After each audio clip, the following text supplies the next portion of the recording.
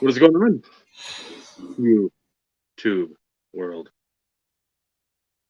Steve. Vincenzo. Dave. IRP 159. Topic that never gets talked about ever before. Never. Ever. And it doesn't exist. So we're going to talk. It's fake news.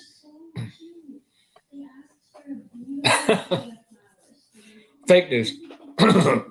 Fake news. We'll get to that because, again, it doesn't exist.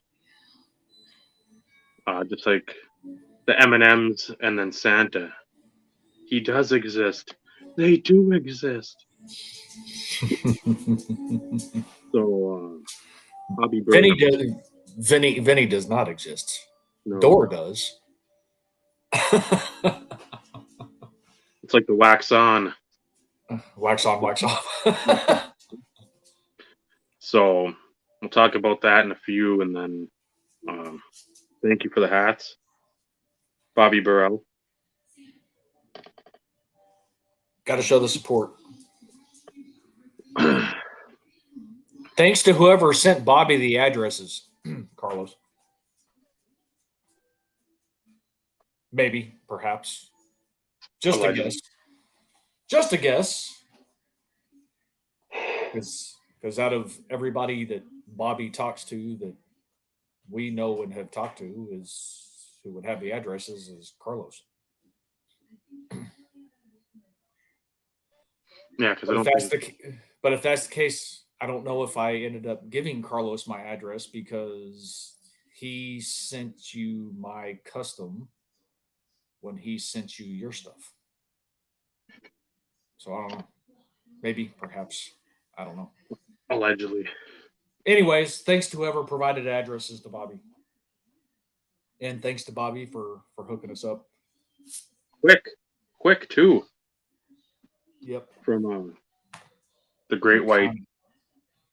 The Great White East for me. The East Southeast for me. I'm higher than Toronto in the longitude, latitude, whatever it is. I've said it before and I still fuck it up. So obviously, it was another great show having Bobby on. It's already surpassed 100 views. So a big shout out. I know we thanked him last week, but another big thank you to Bobby for joining, talking about the expo, giving him an opportunity to talk about his app. Mm-hmm. And if you go subscribe in the next 30 minutes, you get a 0% discount. Just,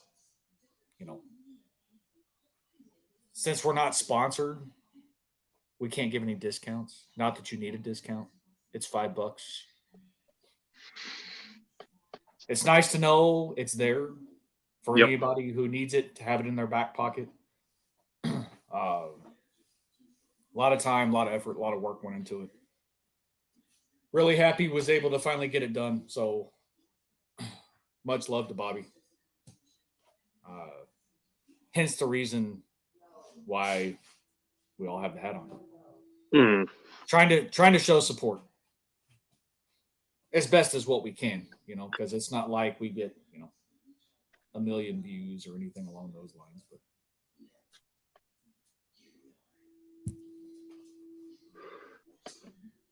yeah, we won't talk about Brad because I have mine here. It's still sealed. Vincenzo has his somewhere too. Parts unknown. You don't have to show it. That's not what I was getting at, Vinny. But show that you have it, Vinny. Show proof.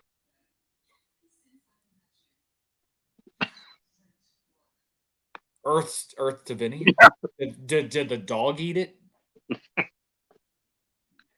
But no, I've seen a couple videos posted. I haven't watched them yet. Dave, I watched yours. I watched Michael's This Film Not Yet Rated. I know who all was it? Posted their videos today. Oh, I watched Clint's yesterday. Cole Greg, Hamels fan.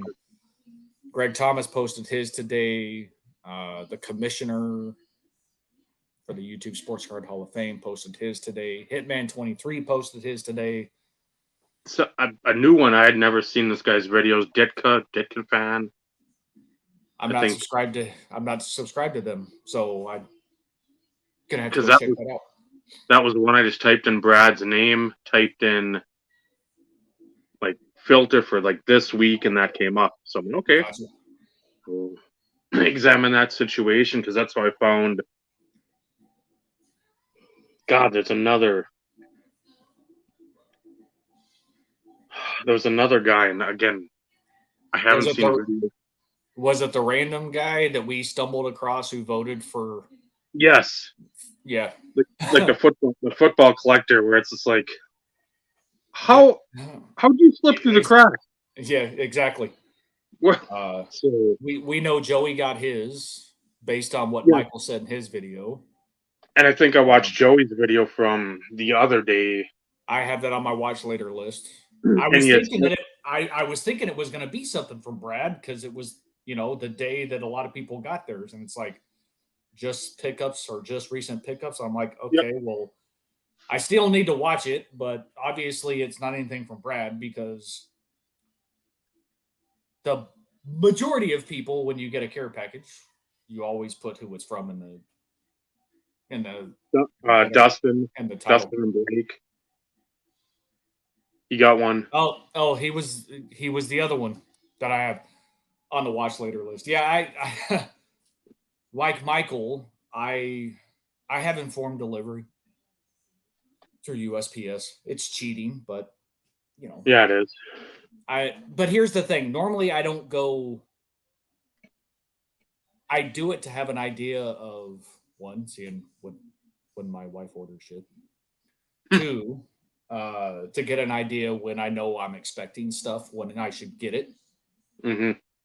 Because depending on what it is, I try and save the postal lady some time stuffing it in the mailbox or whatever, so I go out and meet her because she usually comes around the same time every day. But I saw something. I was like, what in the world did my wife order?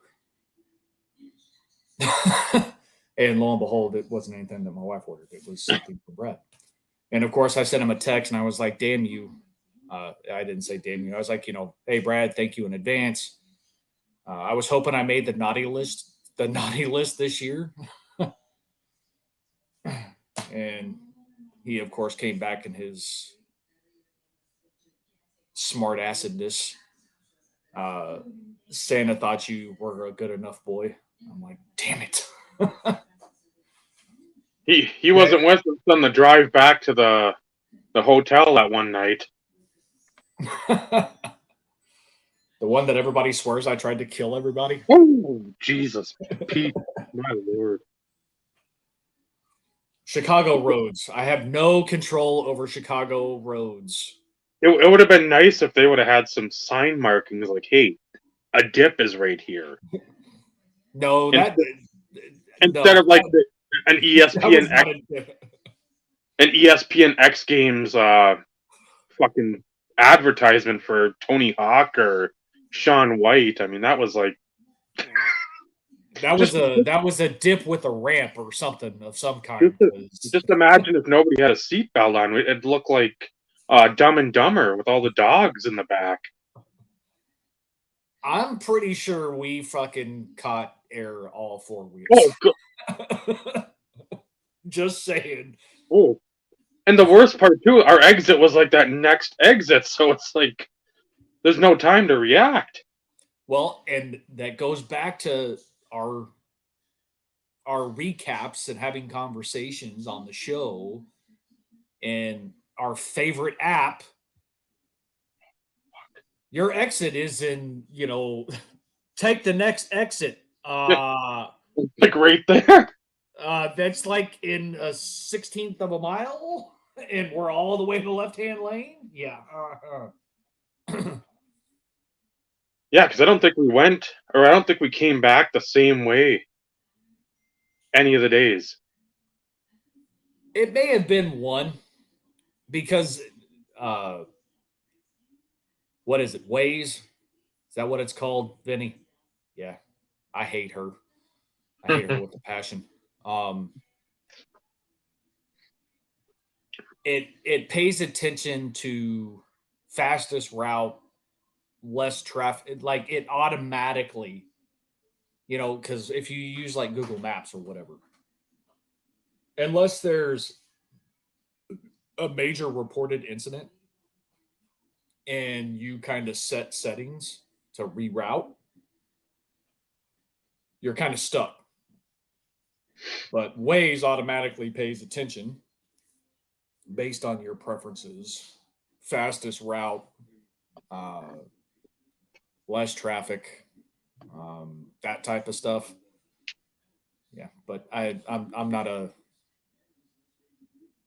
At least it's not Team Schmedium. Yeah. Anyways, yeah, we won't talk about Waze anymore because that was still so bad. Of course, Bob still swears up and down I'm a terrible driver. Naomi too. She's like, if I go back, I really don't want Steve to drive. I said, I do. I don't want to drive. So here's the thing. I'm very like in one lane roads going each direction. I'm very impatient. Normally, I'm a 5 mile an hour over the speed limit guy. Yep. Unless like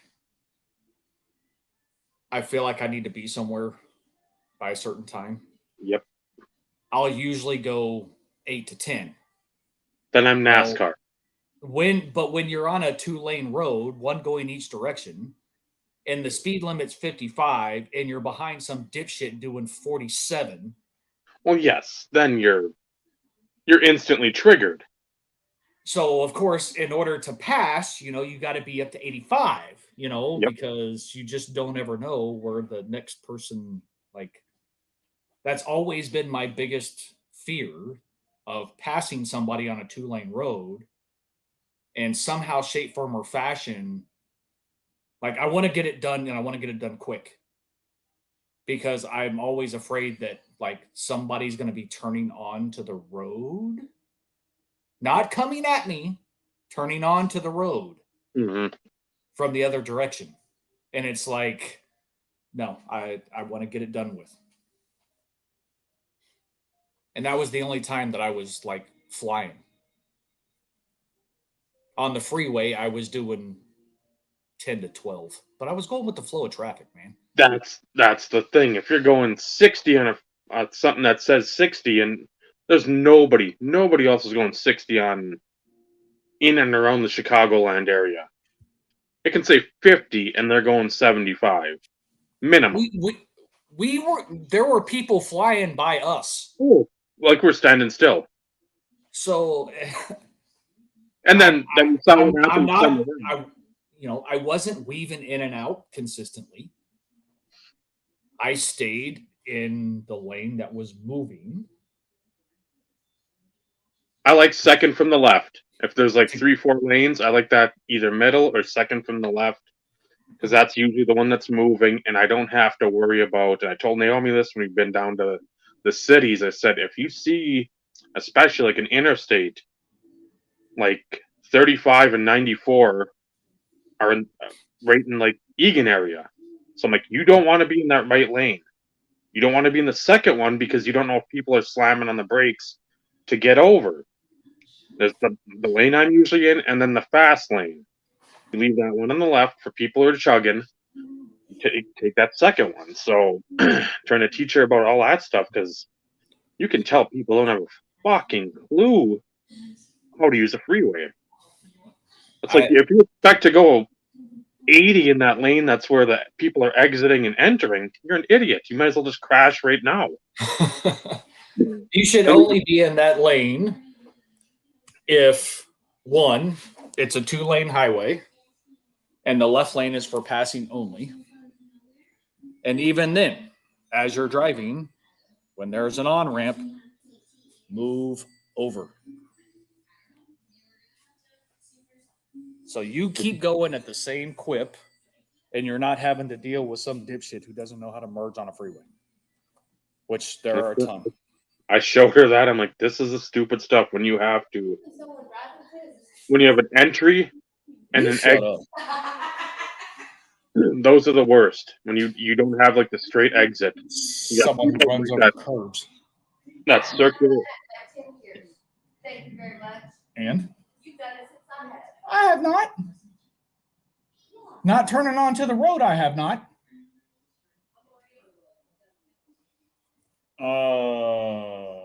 Yeah, it does. When you have the circle, you got to exit and then enter. It's like I hate those where you enter under a bridge and then you exit right after you cross under the bridge. So you got both traffic coming and going. It's like I stay away from that shit. I hate those. But yeah, we saw what happened when you don't know how to drive on a freeway. We saw what, 2 crashes? All I gotta say is, did we make it from point A to point B every time? Oh, I'm not in the boat of criticizing. Did I kill anybody? No. You're not going to. Did I give maybe all of us a heart attack during the the dip / ramp?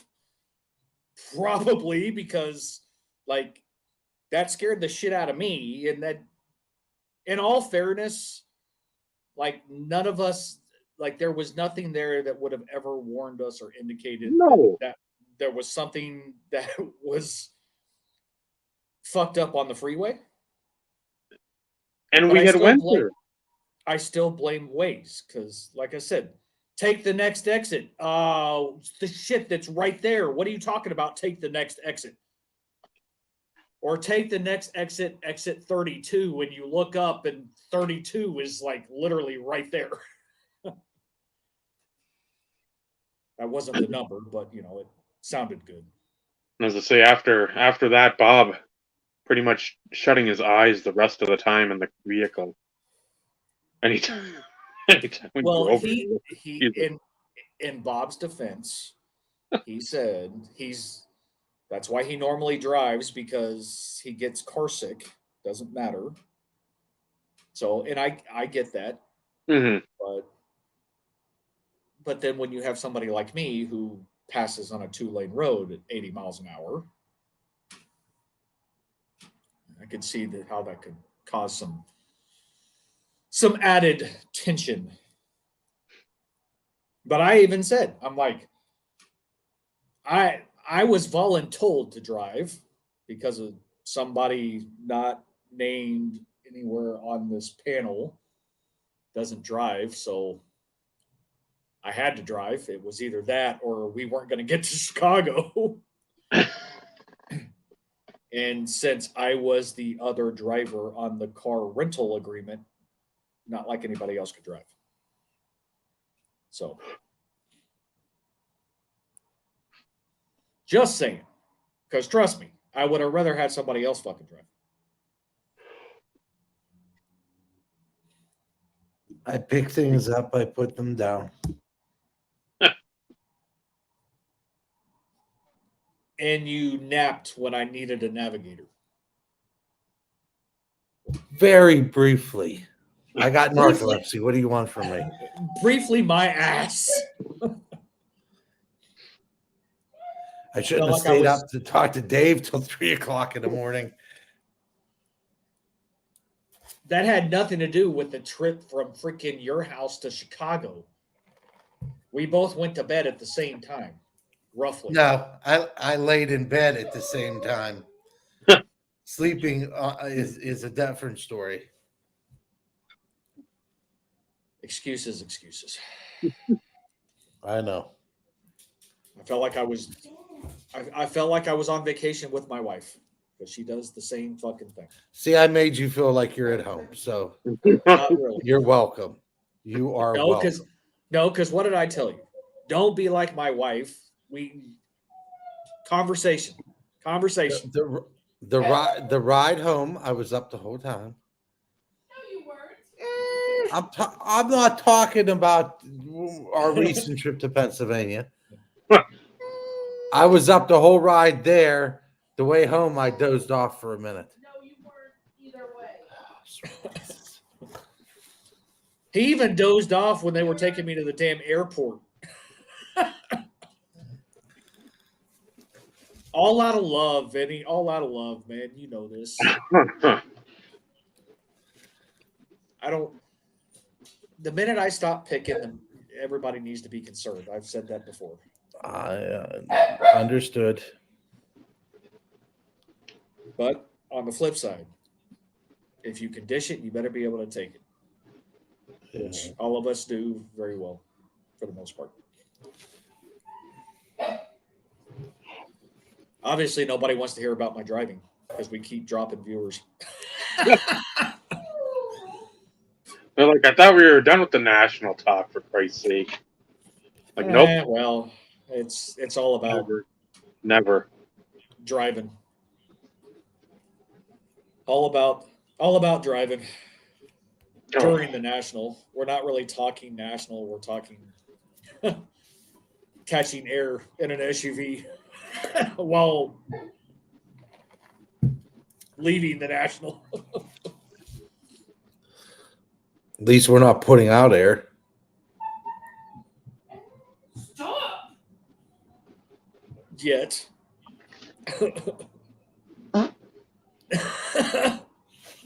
Gabagool. Gabagool. How many times do I have to remind you guys? You're supposed to say it first. You're going to have to remind us a lot. Short memory. Of course. Gabagool was supposed to be the safe word for protecting my child, and it became from when Vinny went nuclear. And, well, it changed definitions and nomenclature and vernacular very quickly. Yep, we can thank Portobello's for that. Yeah, that's where it changed. Originated. Well, it changed. The safe word changed the meaning. It was disappointing. Go ahead, Dave.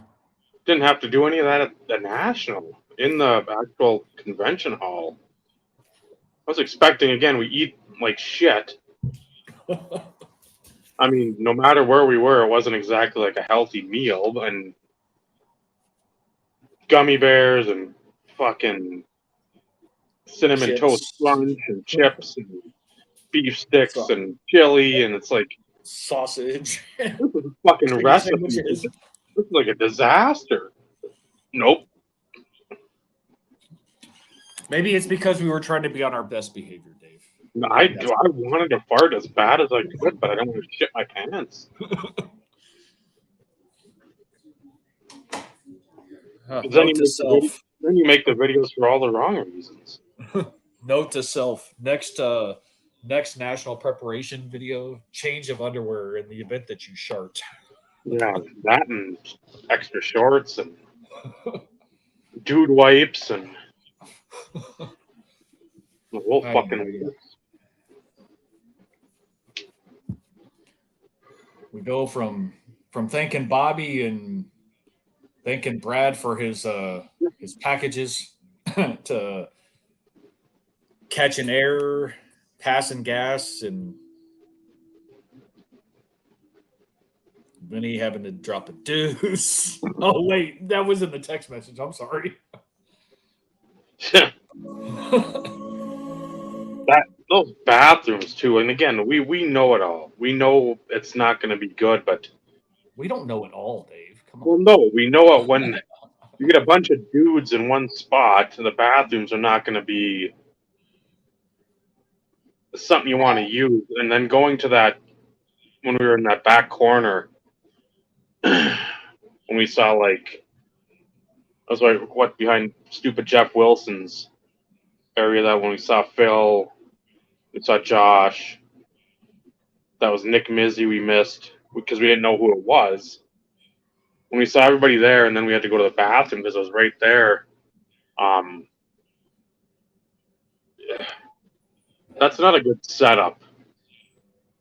I mean, you had to urinate the one end, then you had to go back over to the other end in front of like the stalls and wash your hands. And there wasn't like a lot of room to like come out of the stall and like shimmy on by, because again, you don't have thin individuals. That's why it was the VIP little area, the VIP entrance. That bathroom was nice. Which I think we went in there for like what, 5 minutes. I did anyway. I think it was like 5 minutes on our last. The last 2 days we were there. That's because when we were spending most of our time at the front entry of the show. Well, it was essential for us to be in that front area. It was pertinent for our setup. Said absolutely nobody. Thought we were going to need lightsabers. I just said it, Steve. That's one. One person said it.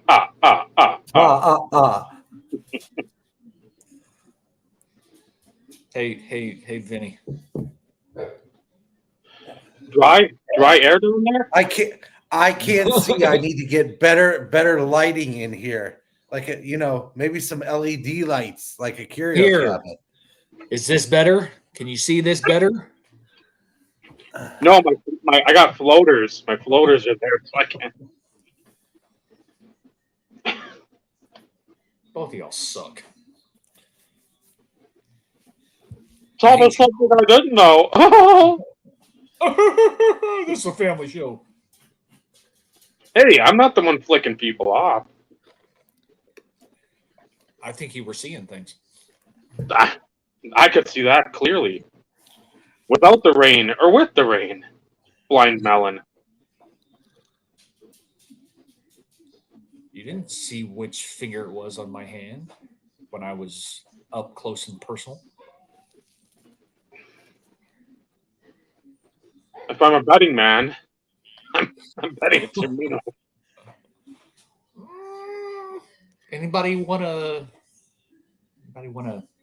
take that bet? Where's the flag? Replay. Oh shit. Not that anybody cares, but I had my 18-year work anniversary today. Is that crazy or what? Congratulations. I'm 2 ahead of you. Congratulations. I'm 1 ahead of you. Okay, well, 18, 19, 20. I've been in telecommunications for 25. Does that count for anything? No. Only on Tuesday nights. And even then, it's today though. And again, I've been watching a lot of history stuff with fire because that's always fun and exciting and sad as fuck. But today, what was it, 81 years ago? Fire at the Coconut Lounge in Boston. Where I didn't catch the number of people, but I know it was a good amount perished in a fire. So, because I watched that today and I was like, oh. And then they showed the date and I'm like, November 28th, 1944. So, interesting. I watched, was one on the Collinwood School, outside of Cleveland. How many died there? I think it's 175 total. 172 kids. That's I've watched one in Chicago where it was a Catholic school. a ton died, and that was 1958. I've been watching a couple things about the Great Chicago Fire of like 1908, the Mrs. O'Malley's cow knocking over the lantern, and some of those myths being dispelled and whatnot. And I don't know, just that's the stuff I like, and that's why I'll always feel like the outcast of the community because that's stuff I can fucking. I don't have to watch cards. I don't have to watch wrestling. I don't have to watch Mystery Science. I can watch that, flip back and forth from here to there, and just be like, "This is fucking." Oh, the Iroquois Theater, with the 1930, 2930, somewhere in there. Like over 600 people died. So Dave, just for clarification purposes,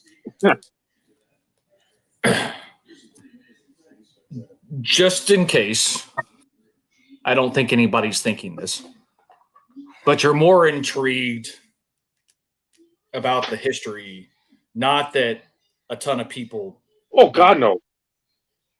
No, not at all. Because but that's what I'm getting at. It's because you sit there and you go, kind of like I feel like the outcast of the community because you enjoy watching that stuff from a historical perspective, but you're not morbid, is what I'm getting. You like to see how things were, how things progressed, how things changed from a standpoint of. Well, you look at everything fucking in the early 1900s. What was everything? Wood. Everything is fucking wood. Sidewalks, everything. And you had houses that were not. If you looked at that today, you're like, go through Chicago. If anybody went to a Cubs game last time, it was in Chicago. Not this time because the Cubs are away, but you go to Wrigleyville and you've got all those buildings and it's all brick. It's either joined or it's like right next to each other. That was all wood at one time. Those were all wood structures. And these were all things that you could have like the common frame, boom, right up. So if something started on fire, it wasn't like, man, a house is gonna burn. It's like a fucking neighborhood's gonna burn. So how are you gonna react? Because it's not like today. Hey, 911. Yeah, fire. There's no warning systems. It's somebody notices it and it's start yelling and screaming and trying to figure out who needs to go where, who needs to get a hold of, who needs to ride to where. And this is the thing. It's like stuff is like 3 miles away. It's horses. It's a fucking a water tank that doesn't have enough pressure to get to the 4th floor. Yep. That it's stuff that's like. Like I said, it's the historical aspect. I'm just because sometimes, Dave, let's face it, you're not the best with words. You're very.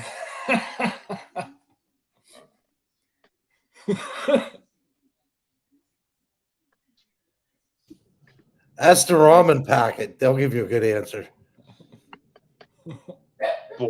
Boil you? Never mind. All that's, like I said, all that stuff is so intriguing to me because of how did it happen? How or why? How could you have not prevented it? And what was like the outcome past the tragedy? Because you hear a lot of like, okay, now instead of inward doors on all this stuff or the turnstile only exit, now you've got outward doors, you've got the crash bar on the doors, and then you've got those doors next to like a turnstile, so it's not just a turnstile to get out. Because I mean, the one guy in that Collinwood, I started crying. I'm not gonna fucking lie and sit there and I'm macho. When he's describing like the kids being like stuck in the doorway, and like a mother like just stroking her daughter's hair and saying it's gonna be all right, just as the fire's right there and she burns her hand because nobody can get anybody out because everybody's stuck like sardines in there. I can't imagine that. You want to talk about fucking unmeasurable pain and grief and tragedy. If you got to see your kid in the school entryway being burned to death, that's fucking. There's so much that I think of when I'm watching this. It's not just like, wow, there's a lot of people that died. No, that's like that's sort of like the worm on the hook. That's like, okay, why? What happened? What's the story? What came out of it? I want to know from like the chapters to like the preface to the chapters and then to like the end. Like I want to know everything that happened, why, and then what came from it. So, but that's how I've always been with everything. That's why I love the World War II. It's so fucking intriguing to see when you have a leader of Germany can just get a groundswell of people to believe one thing and they basically follow blindly off his words. So I mean that stuff it's intriguing. Not because of the result, that's fucking absolutely heinous and bullshit. But just how do people get to that mindset to follow? And I mean that becomes something that's feasible without actually thinking. When you have somebody else think for you, influencers. Influencers. That's the thing. It's just like it always circumvents whatever is going on in our sort of in my world anyway. Like, why would you listen to this person? Well, why would you listen to that person and pretty much fucking do that shit? So, Vinny, you have a question.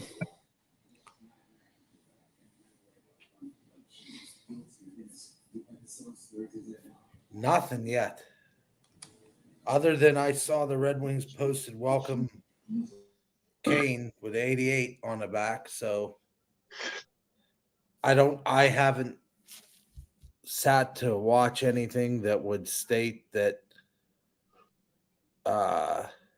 excitement is occurring. I mean, it's Patrick Kane. He's one of the most solid hockey players, top 20 in the last 20 years. Everybody forgets they won 3 Stanley Cups. You know, it was the Red Wings, the Blackhawks, and the Penguins. I mean, in the last, since what, 2000, say 8-ish, who was more dominant with that whole Blackhawks team? Him and Taves. And I don't even know where Taves is playing right now. nowhere. Is he hurt too? I think he had like that COVID. He had like the long-term COVID symptoms. Yeah, that's right. And I think he made enough where he could be serviceable for the end of the Blackhawks season last year, just to sort of get the send off or whatever. And I still think he's dealing with that. Again, that's what I last heard a couple months ago. But and yes, Joe, Christmas music was turned on today, so at least I get to hear people that are still alive that have songs out, unlike the 50s and 60s stuff that normally echoes through the cavernous store.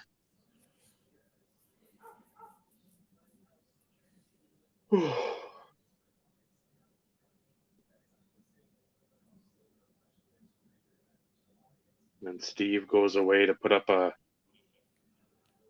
decorative wreath somewhere. No. as Baz celebrates. Yeah. Oh. He attributes ongoing health struggles related to long-term COVID and chronic immune response syndrome as reasons for the absence. That was August 17th, 2023. He's an unrestricted free agent. My focus is to give myself the time and space to fully heal and enjoy life to the fullest once again. He posted on his Instagram. Along the way, I have met several people who have struggled with health issues pertaining to long-term COVID, chronic immune response syndrome, and other similar cases that are quite complex. Again, August 17th, 2023. So he's another one that's questionable. I mean, those two guys right there those are some dominant players that I think people forget about. It's like Bergeron, now that he's retired. It's, yeah. Out of sight, out of mind. Yeah. Well, I still like to know the true story of Corey Perry and what exactly happened. There's a lot of denial. Yeah, when you start hearing workplace type stuff, it's like, well, what? Yes. That can be any number of things. And you hate to speculate, but was that improprieties with staffers or talking down to people or doing the old school Randy Orton, maybe shitting somebody's bag, or who knows? Because again, it's being as vague as one can be. And you leave it to somebody's imagination, or the rumors and speculation run rampant. But again, not a good year for Connor Bedard wingmen. Taylor Hall with an ACL, and now Corey Perry with an exit. So back basically to square one, where you hope for Bedard. Again, I'm not a Blackhawks fan, but anything to catch some eyes on the NHL and new investors and speculators, of course, if they watch the games, not the highlights. But I enjoy my boxes of Series 2 going up to like $300 a piece. that was the gourmet guys. Like, I think I'm going to pre-order. I said, fuck, dude, they're like at least $250, if not more. And $250 was like, they were over 300, and they had them on sale for like high twos, like $289.99. Like they had it on sale. So my question is, if they're putting a sale on pre-sales, have they not reached their numbers? So in other words, I wanted to pre-sell 2,000 units that I have to knock $20 off. If you're knocking $20 off on the pre-sale, maybe they're not selling as much as they can. Then I saw that they replaced fat packs with hanger boxes, and they're like $22 for 20 some cards, and like you get 17 base cards and like 5 inserts, and it's 1 and 2 is a young gun. So you have it's just like the fat packs. You didn't open a fat pack and get a young gun every time. I've opened like 4 or 5 of them at a time and got 1 young gun. They are not the most bang for your buck. You know, a blaster, you get maybe 1 or you get 1 at least, sometimes 2. Then you open a tin, and I think tins are guaranteed 2 now. So, but the tins are like $60. You got series the previous year selling for $10-15 at the National, and then now you have these things. Who's in Series 1 that necessitates a tin to be $60? The Bedard is SSP. But even then, what I'm curious to know is, since Upper Deck doesn't allow you to post pricing for new products, how are people already pre-selling stuff for X price point when Upper Deck doesn't allow you to list MSRP for X amount of time when a product releases? Well, like if you look at Dave and Adams and Steel City, they'll have the prices there. But then you'll look at like Ryan, they can't do it on RBI. They can't do it. Not for like 3 or 4 weeks. That's what I'm getting at. Yeah. Like, how are the big ones allowed to? But see, even Chris Justice at the Hobby Box, Upper Deck for the first however many weeks it is, you have to email or call to get pricing in order to order. It's the same thing. Blowout's the same way. So it shouldn't have anything to do with the size or the buying power or anything else. That is an Upper Deck requirement. Yeah, that's a good point, Paul. If you're a diamond dealer, you get to do it. Yeah, but to me, that's all that is the amount of money that you buy an Upper Deck product. And I like Dave and Adams. To be honest, I could see Ryan and Neil running heavy with those guys for freaking the amount of Upper Deck product that they sell. Okay, Joe, that makes sense if they can take pre-orders. Not just hockey. But it's one of those in which, like, selling pre-orders, I get. But it still intrigues me that some people can post prices for pre-orders and or upon release and others can't. I'm not saying that there's anything wrong with taking pre-orders. There's a lot of businesses out there that take pre-orders. A lot of them. Because they probably had the allocation to probably account for what they take in pre-orders. Which, if you think about it, is not always the best business model, because if you have 20 case allocation and you only pre-sell 10 cases, you're holding the bag for 10 more cases that you have to sell or hope to sell. So, and if I'm not mistaken, I think that's how a lot of like gaming stores got in trouble with pre-sales with Pokemon and MTG and all the other trading card games that are out there. They got higher allocations at the time prior to release. They pre-sold, but they didn't sell enough. Then they're holding the bag of they have to take delivery on said allocation, and then they blow it out for cheaper. Mm-hmm. So it's one of those in which it's hard to figure out kind of where the happy medium is, what you should order, what you shouldn't order based on,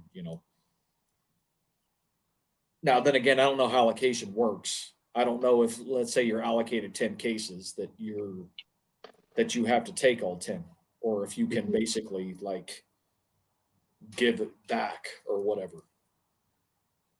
But, these dealers are having to pony up some cash for pre-sales to get their allocation,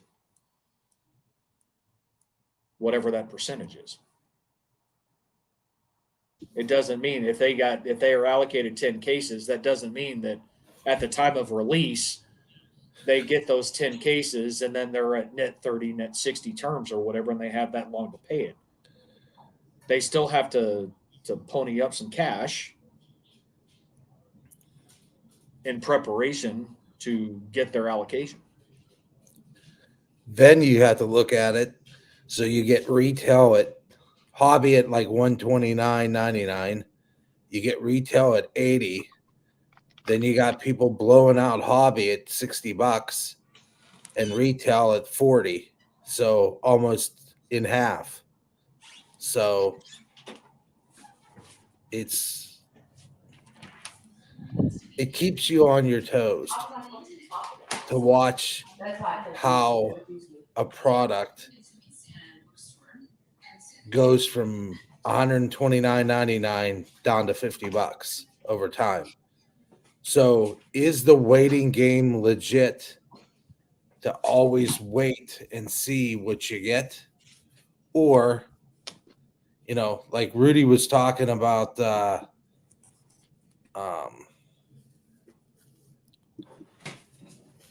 Doctor Who, Magic, and Lord of the Rings. Are they ever going to get down to $150 from $400? Are they going to get Amazon dumped? Are they? Or is this product good enough to sustain the price? Or are they going to print more? Or is this it? There's a lot of factors into it. Well, it's the same thing. Go ahead. But on the MTG side, though, MTG stuff fluctuates a little bit more than sports cards do, at least upon initial release. They're released at X. As supply drops, the price starts to uptick. And then there's typically a reprint. Or Wizards releases the next allocation for the initial print run. So then it kind of stabilizes. The hard thing now with Magic, and keep in mind, I like Rudy with Alpha Investments because he's another one of those guys that is not scared to tell you like it is. He has ulterior motives, and for anybody who says he doesn't, they're fooling themselves. Well, he straight up tells you. he's not giving you everything. And the challenge with MTG nowadays is with the introduction of collector booster boxes. Those typically have a set, quote unquote, a set print run.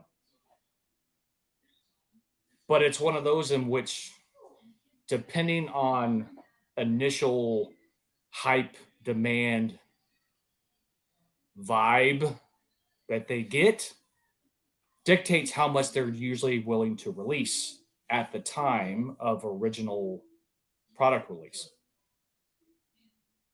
These Amazon dumps, I don't think anybody's fully figured out who's actually dropping it. Is it Hasbro? Is it Wizards of the Coast? Is it some special company that somehow, I know you can see who's doing them. But on the flip side, the problem with Magic is, especially with the collector stuff, is even at cost, you're still in it between like $2 and $2.50 a box, give or take, at time of release. And if a product starts tanking, these game stores, they got to make money. If they're not able to push their product, they're going to start dumping it. They're going to take the loss. So, and that's why when you and I were talking the other day, and C having interest in Magic, if you're looking at it from an investment perspective, collector's boxes are the ones that are going to see, in my opinion, this is my opinion, you're going to see a better return on investment in a shorter amount of time than what you would with the standard, whether it be a set or a draft booster box. That's one thing I hate why they changed the shit. They need to go back to just booster boxes. Fuck this set, draft, collectors, all this other garbage, because it gets fucking confusing. Well, agreed, because when you buy said product, are you going to still get, if you buy the top tier versus the middle tier, are the same cards in there? No. Yay, nay, no. So in this case, Magic and Doctor Who have the numbered cards in there now. Where are you going to find the number cards? Are they going to be? You can find it anywhere, if I'm not mistaken. The chances of it doesn't matter which one you buy; they are tough as hell to pull. Well, yeah, I've watched him open 2 or 3 cases of Doctor Who, and I've watched him open 2 or 3 cases, which is like 6 boxes of Lord of the Rings, and he hasn't pulled anything. Now he's pulled some those poster cards for Lord of the Rings, which are quite popular. See, look at the education you get on the IRP. And it's just like but see, and that's so in depth to understand it. Pokemon, it's easy. You have a friggin' booster box, and then you have trainer boxes, and then you got packs that come out of booster boxes. And it's or blister packs. They do blister packs. Yeah, they do specialty. Yeah. They do specialty stuff. Yeah, but so does Magic. Tins. They do the tins. Magic's got. You just have to figure the commander decks. They've got the bundles. They've got sometimes like holiday bundles that are different. Like every you can buy collector boosters that look exactly like a blister pack almost. So there are so many things that they drive for money that they're putting out to get money. But it's no different than sports cards. It's whole reason why they've introduced serial number cards. It's the better way. Yes, MJ Holdings does repack stuff for Magic at Walmart all the time. Whether it be cubes or some random other shit. And sometimes they're really good. Other times it is garbage. Sometimes it's maybe good, sometimes maybe shit. But it's no different.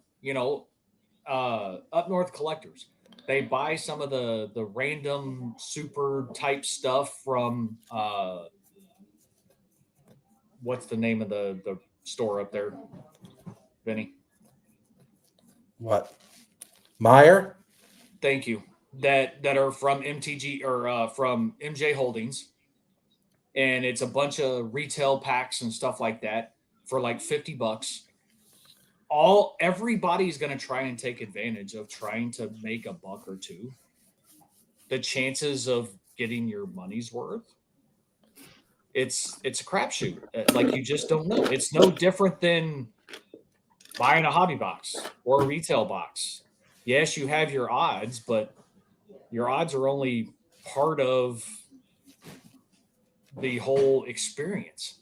Just because something's 1 and 2, if the set is 200 cards, 1 and 2, 185 of them could be shitbags. So, I mean, it's if I made more money, then I would have found a way to continue collecting cards and investing in Magic. Because unopened wax in Magic usually has a good return on investment at the 10-year mark. The problem is that's 10 years that you've spent money and not been able to exercise any sort of profit. With the introduction of serial number cards, all that's now doing is taking the rare and the mythic type concept to the next level. Like, Wizards of the Coast knows what they're doing. These serial number cards eventually are going to start kind of reshaping the reserve list. And if you play Magic or you know anything about Magic, the reserve list is basically cards that are out of print, that some are banned, some are not, but the reserve list is supposed to protect cards from being reprinted. That's not always the case in specialty sets, so on and so forth, because they've reprinted the Black Lotus, for instance. Yeah. And they have playable versus non-playable cards. Some are strictly collector cards and not playable in a deck, from what I understand. That's not sure where you heard that, but everything is playable depending on format. It's based on the format that people play. So those who play vintage, I use the term vintage. It's actually, I think, a different term. I think they actually call it something different. There's nothing off limits. So anything can play. It doesn't matter if the card is banned. It can be played. But if you're talking standard or commander or what's one of the other ones? I can't think of what the one is that's literally it's all commons, which is unusual to play Magic with all commons. But there's a format that all you can play is common cards. Yeah. So promotional cards can be played as long as it's not banned in the format. Anything is playable. Anything. So that's never a bad idea. I've thought about snagging a few blasters and sitting on, and that's like I did Prism Draft Picks and Prism Draft Picks basketball because of Wemby. He's in 23, 24 hoops. I like if you have any sort of, I mean, Bronny's only available in Topps Chrome, McDonald's Topps Chrome that I know of. But if you have any thoughts that Wemby is going to be something, because the hobby is kind of stabilized a little bit, you have opportunities to get a hold of stuff. It's not like stuff hits and then within a matter of minutes it's gone. It's sold out. You have opportunities. Yep. And let's face it, and we've talked about this too, and we'll get to the whole burnout thing, I promise. We but because things are stabilizing, not everybody is like clearing the shelves on stuff. Other than, Disney Lorcana, good luck. Like everybody's still fucking up in arms and freaking just buying that shit in droves. That should make the printers are still rolling on that. Oh, and they're going to. Yeah. because the demand is there. The only difference is like your big box stores, Walmart, Target, things like that. They only get X amount allocation anyways. Once that shit's gone, it's gone. They don't re-up their purchase. So at least not available online. That doesn't mean you can't go and get them in the store, but you can't order it online. Because they were at Walmart. They only have a set allocation for what they put online available for purchase. But like, now's the time if you have any interest in somewhat being a quote unquote investor when it comes to wax. And I'm not talking hobby because most of us can't fucking afford it still, which is crazy because they're still raking us all over the coals.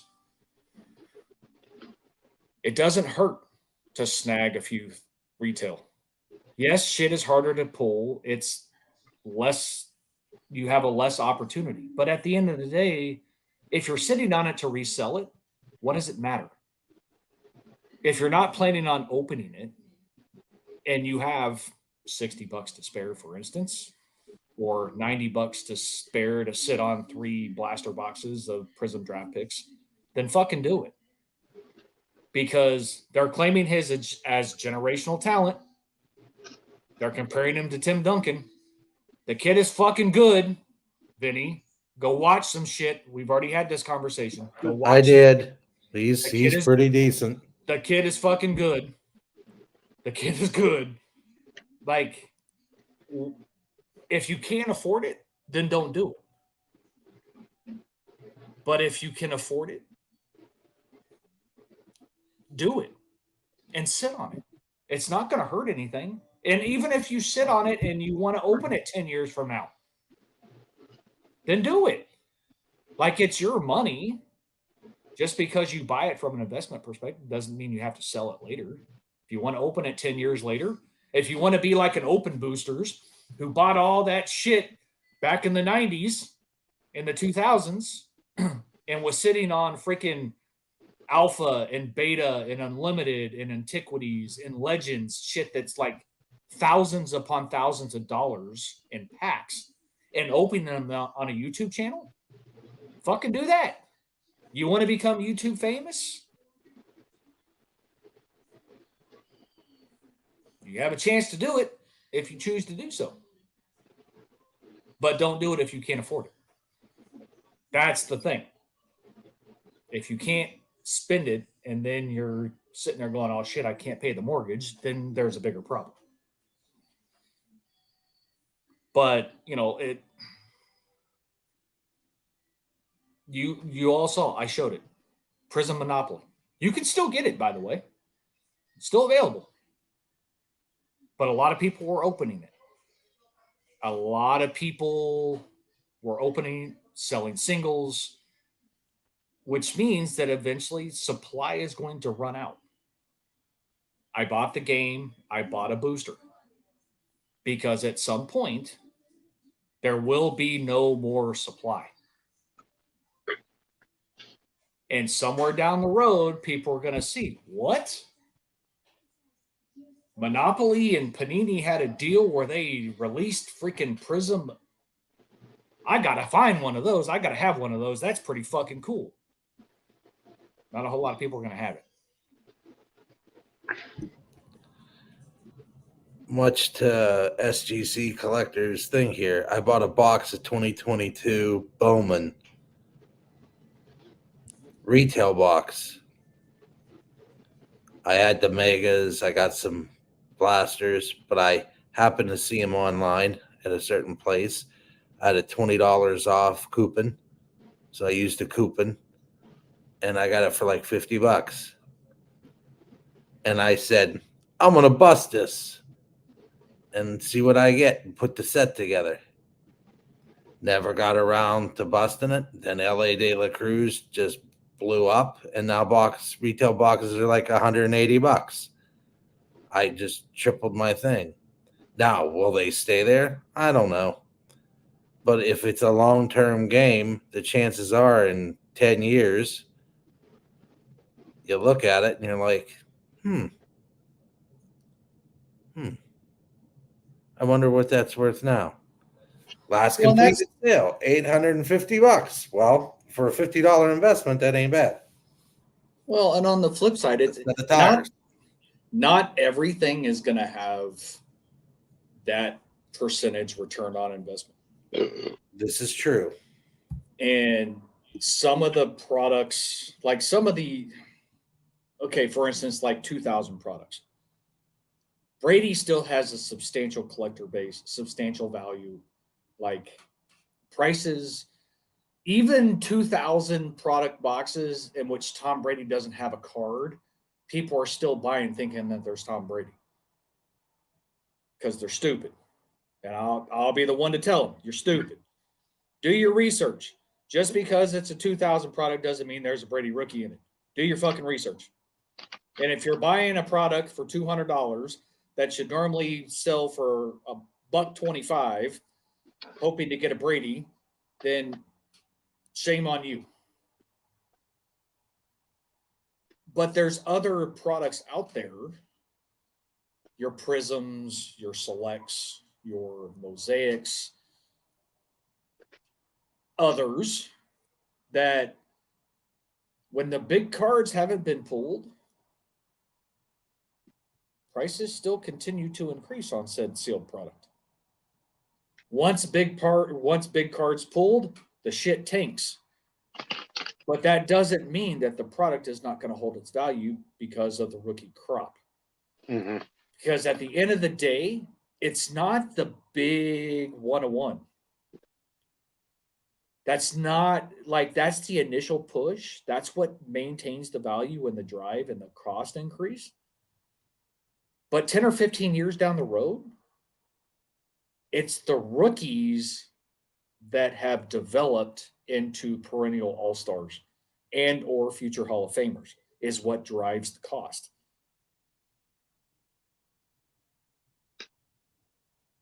The other problem is shit is mass produced and it can still only go so far. 2017 products, for instance. Patrick Mahomes, big driver in product. Some stupid prices in sealed product for 2017. But for like your core products, Tops, Score, Prestige, the shit that there's like they could almost print 5 million pallets worth and they could still print another 5 million pallets. This stuff still has value, but it's never going to get to the extent of like a National Treasures or a Flawless because the print run is more finite for those. And of course, all serial number shit. So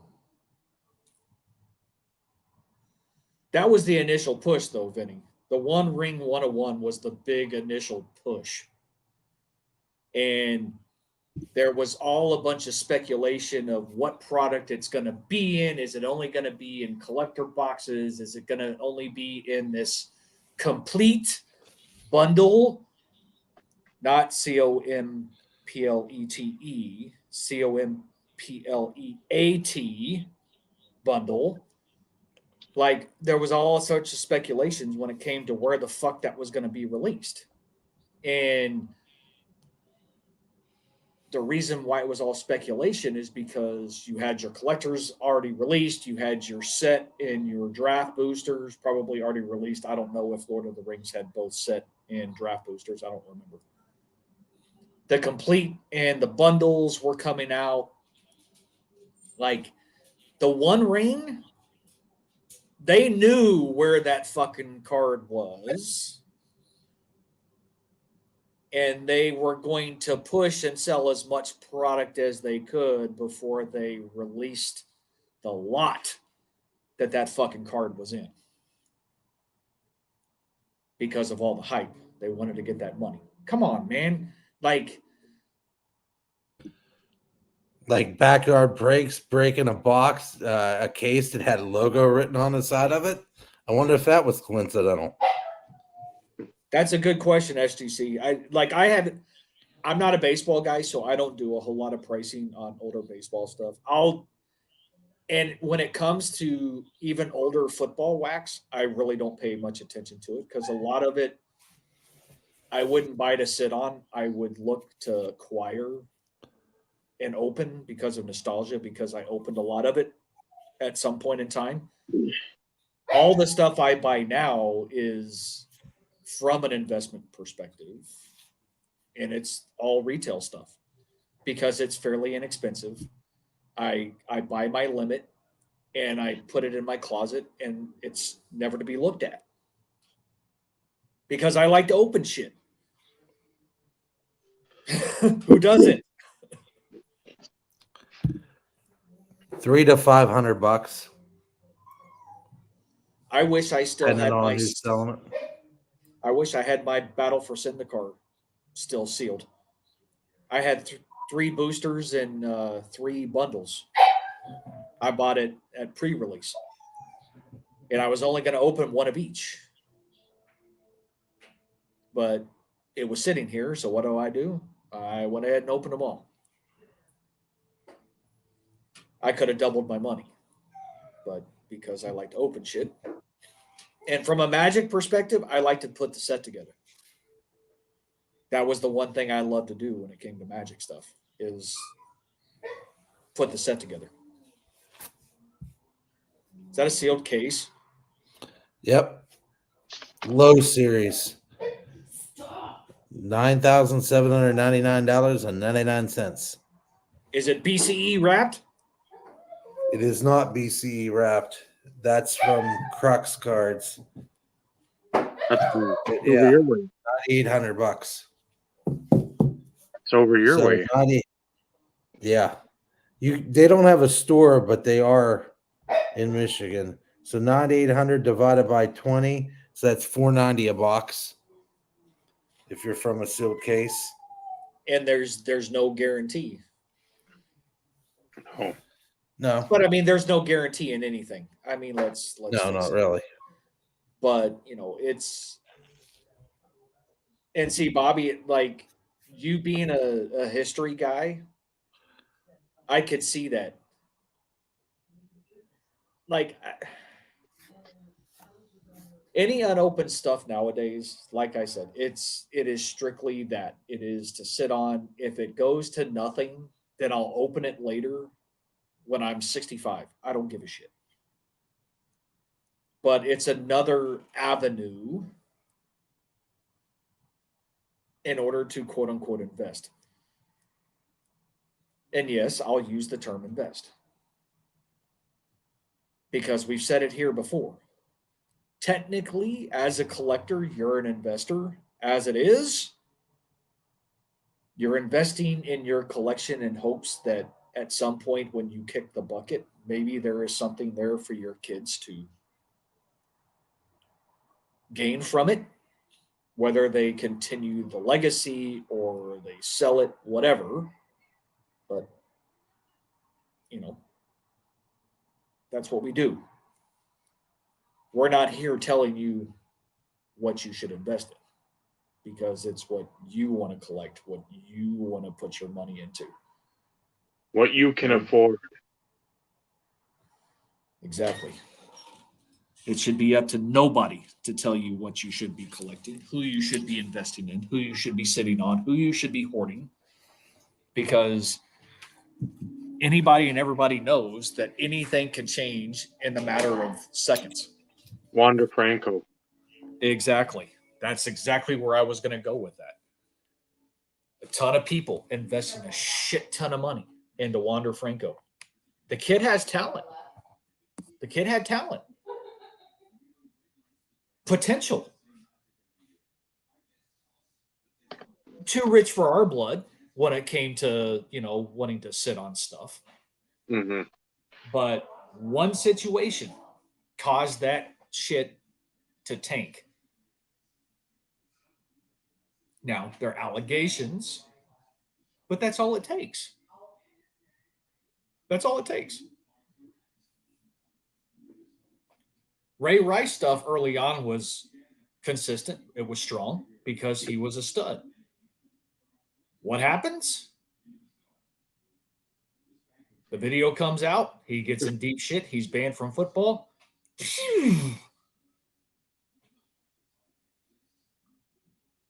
It's just, and it's not just shit in the headlines. Major injuries cause tanks in shit in prices. And how would you find those things out? Oh, watch the games? Those you can watch the reports on afterwards when it comes to, injuries and everything else. But you see it. Me being more of a football guy, like big games, record breaking games, prices spike. When Bob posted his Mahomes rookie, he didn't have as good of a game as what he could have. He still got decent money, but it could have been more. Mm-hmm. But big games can spike it. I've told the story a few times with what was the kid from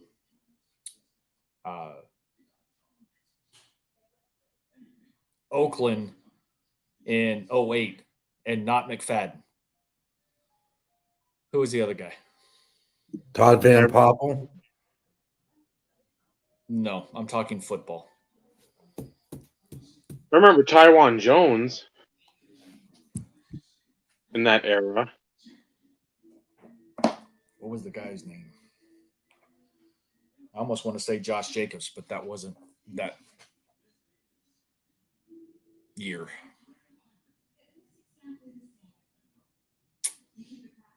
There was another Oakland guy. Jacoby Ford.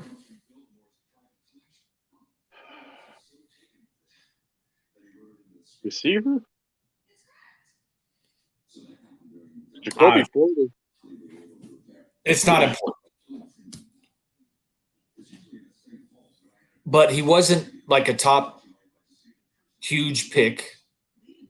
He had a breakout game, and I had a 3-color patch auto to 50. And it sold for like $36 when all the other ones before that and way after that were going for like 6 and 10. See, all I can think of is Taiwan Jones. Yeah, but it, like I said, it wasn't McFadden. Yeah, I'm drawing a blank.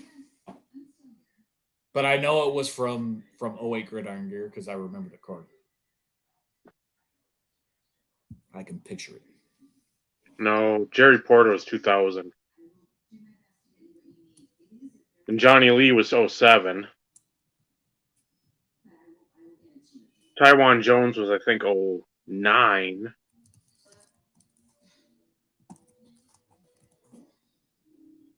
Yeah, I'll have to see if I can. Maybe I'll get lucky. Like I said, I mean, I remember. I can't remember the damn card, and I know in past episodes I talked about him.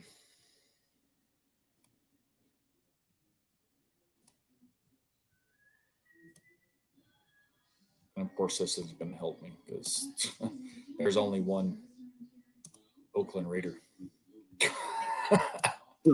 currently on eBay, and it's probably McFadden. I don't know. It's Ken Stabler. But at the end of the day, the player itself is not that important. And it wasn't Huff either.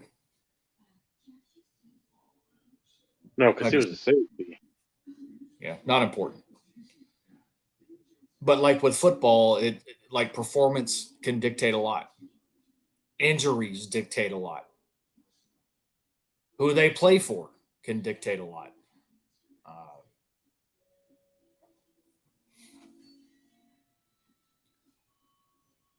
Yeah, it wasn't Rondo McClain either because he was defense. This was an offensive guy. Well, and SG like snagging Steph Curry, like he's a first ballot Hall of Famer. Like there's no question about it. Depending on when you bought it and how much you paid for it, can dictate a lot. But for something like that, if it's reasonable, and we go back to if you can afford it, that's not like to me. I'm going to use the term that's not a bad investment, especially if you're looking to potentially move them at some point in the future. As far as I'm concerned, there's smart investments and then there's bad investments. I could say good and bad, but I'll use the term smart and bad because there are dumb ones too. But Dave's the only one with dumb investments. Oh. Just kidding, Dave. No. I cast a wide net, and those investments are like garbage in the ocean. Yeah, but on the flip side, you didn't do it as investments. You did it because you liked the guys that you were collecting, and they weren't huge players, so to speak, later round draft picks. But here's the thing, Dave. You continue to still go after some of those guys later as they get drafted or whatever. And I'm talking specifically football. At some point, maybe you'll get lucky. I remember picking up Andre Brown, and he had I've told the story too. Thursday night, I think against Carolina, he went off for 130, 2-3 touchdowns, and I was able to move a bunch of them. Not that I really wanted to, but at the same time, this wasn't somebody like, oh man, I'm dedicated to him. It's not like Josh Johnson, Northcutt McCown, Kerry Collins. All of the guys I'm known for. Mike Walker, etc. So moving him, it's just then that I can move into something else. And again, that's I think 2010 or 11. So it wasn't rookie year. It was after I think Tiki had retired, and again was able to make some money off a couple $200-300. Of course, had a few non-payers, which that happens with when you have the quote unquote flash in the pan type of guy. But yeah, if you're like right now, or okay, let's say tax time when that comes in April. Let's say you get your refund back again between there and tax February and April 15th.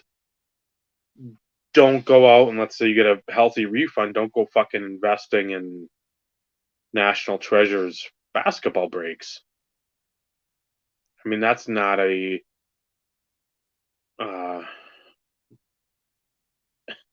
incredibly intelligent investment. If you want to do something, go buy a Chet Holmgren RPA. Because again, if you're going to spend X amount on that break or whatever the case may be, why spend that type of money for a chance? We've said it before. The breaks again. Brad, again, going back to Brad, he does a great job, or he did a great job in the past with here's sort of your bang for your buck. When breaks were reasonable. Maybe you don't like the Steelers, maybe you don't like Philadelphia, but this product, if you're buying into it, you're not buying in for the rookie, and you buy in for the vets. You get lucky and you hit a vet.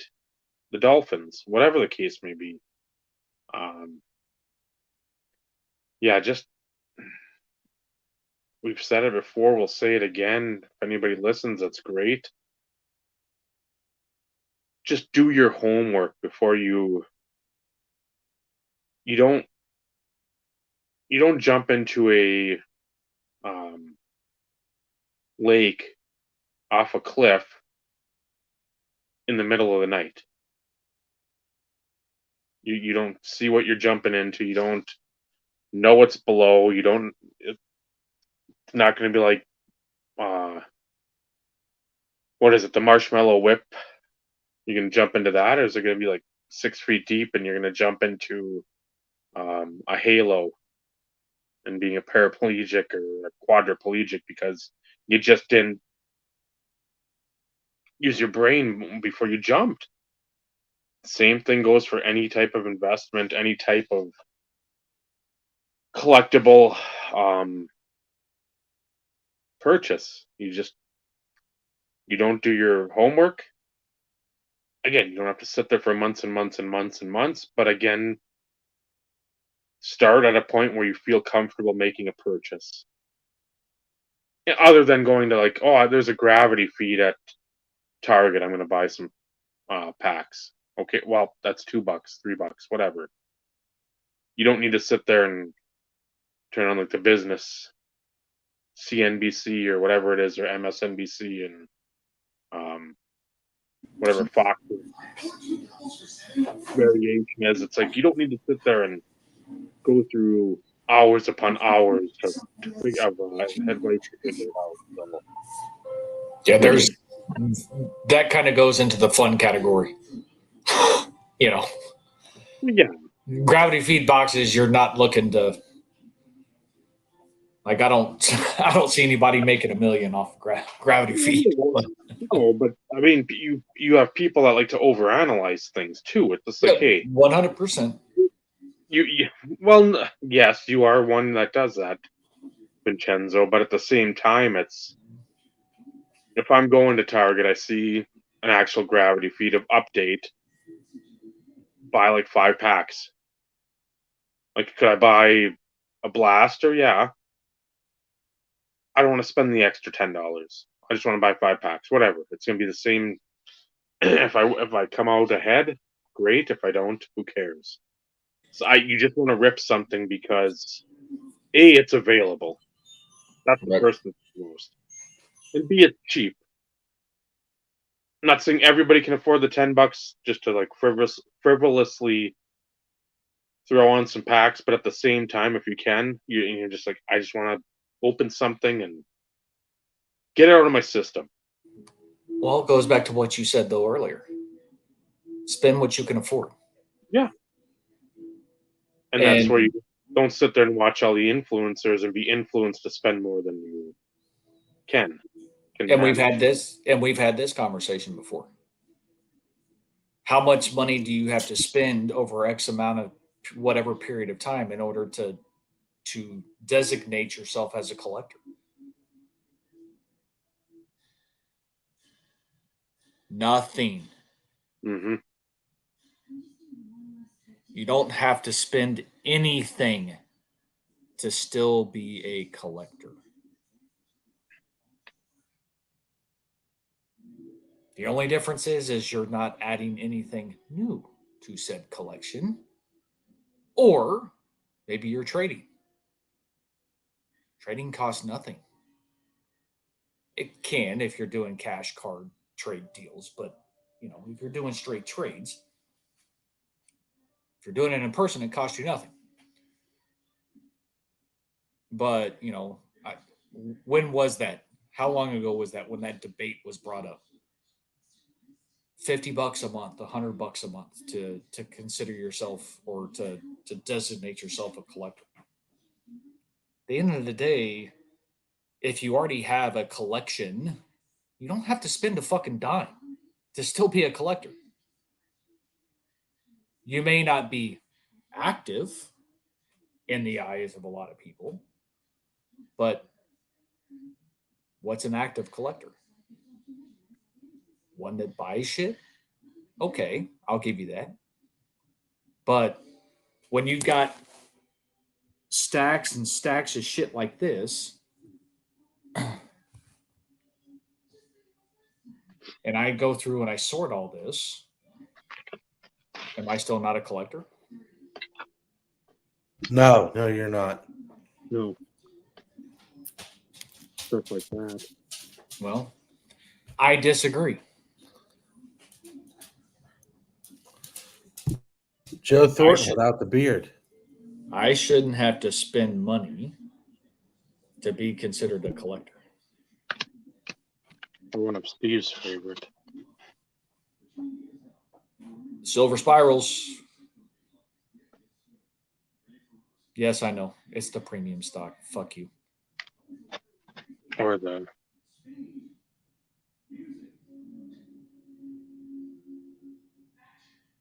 Who is that Doc? Who is that?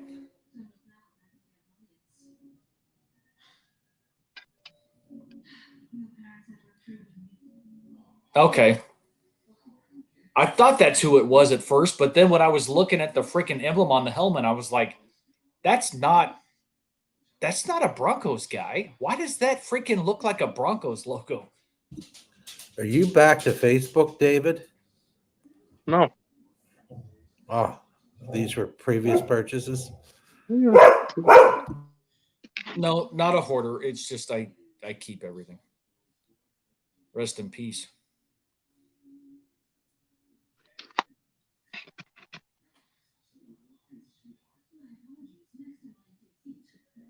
Were you looking through stuff, Dave? Yes. That's why I was like, see the finger? See the finger? Wrong See the way, finger? Dave. You just pulled a Vinny.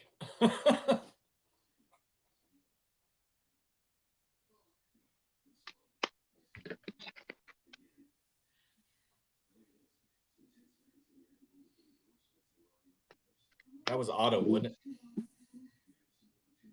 Yeah, some of these I've seen. There's the Nolan. That's dope. Beautiful card.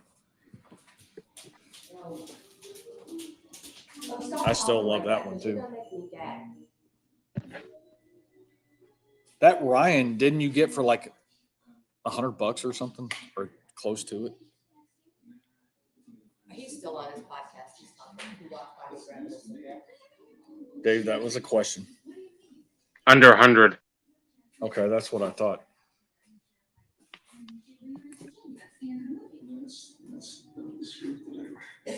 All the fun stuff.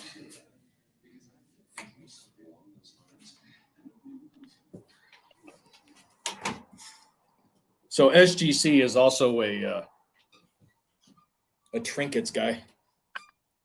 Knickknacks.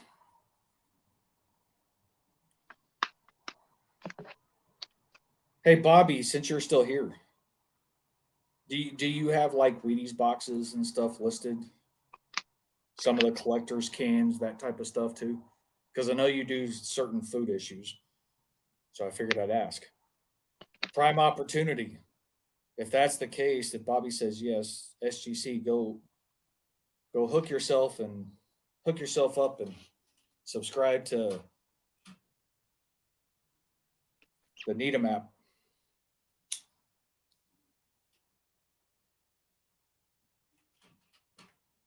We told you, Bobby, we'd support you any way we could.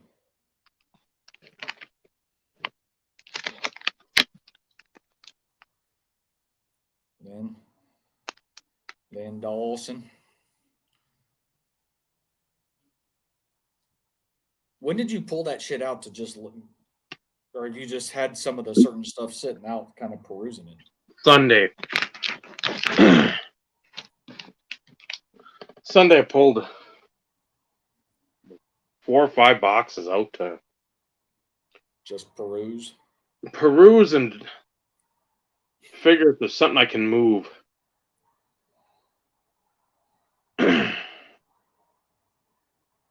In order to self-fund the collection.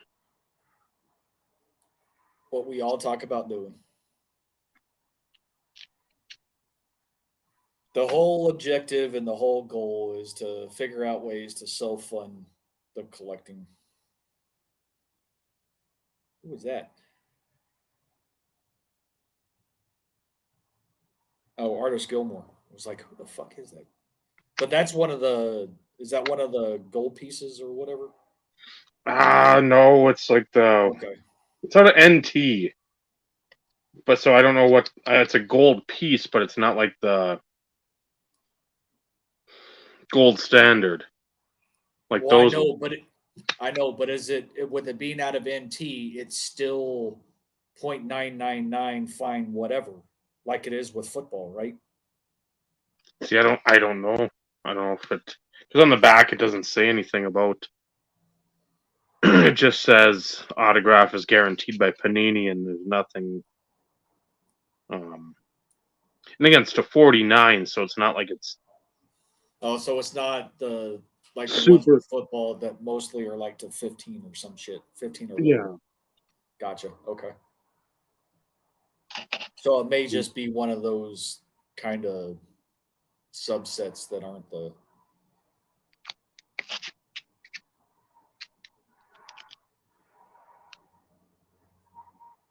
The good old jumbo patches from Immaculate.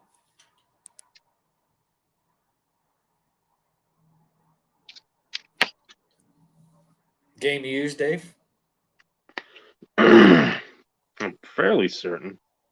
Yeah, Danny Granger, game worn. player worn for Rodney Hood because that might have been his rookie year. Rookie year. I was going to say probably rookie year stuff. And then David West, game worn.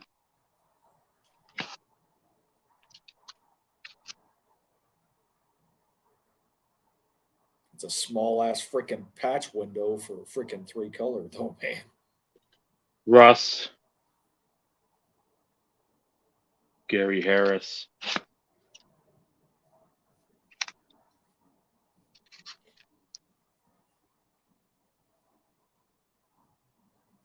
Allstott. Who doesn't have a whole lot of autographs. At least if memory serves me right. Zonka. Isn't that Zonka? Yep. Here's the ones that Brad didn't get because I just... One of my favorite products of all time. Oh, wait, Gridiron Gear. That's a nasty fucking patch. Is that Chambers? Or was that Super Duper? Duper. Okay. So yeah, there's stuff that I'm... Like, those are ones I'm hemming and hawing on there. The first stack was not so much. I was starting to split them up and be like, well...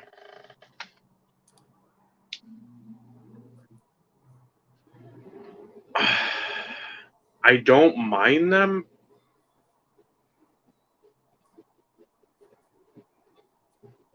But it's something I don't necessarily look for. I've always found that they can be streaky. And depending on the design of the helmet or the logo on the helmet, the color of the helmet, the ink that was used on the helmet, a lot of times it doesn't mesh well. Yeah. You got like a blue or a black on like somewhere like the Redskins, or you have like a logo that's darker, or Cowboys, Seahawks, stuff like that. It's like, oh, they can look nice, but again, Jacksonville's one that I like to look for.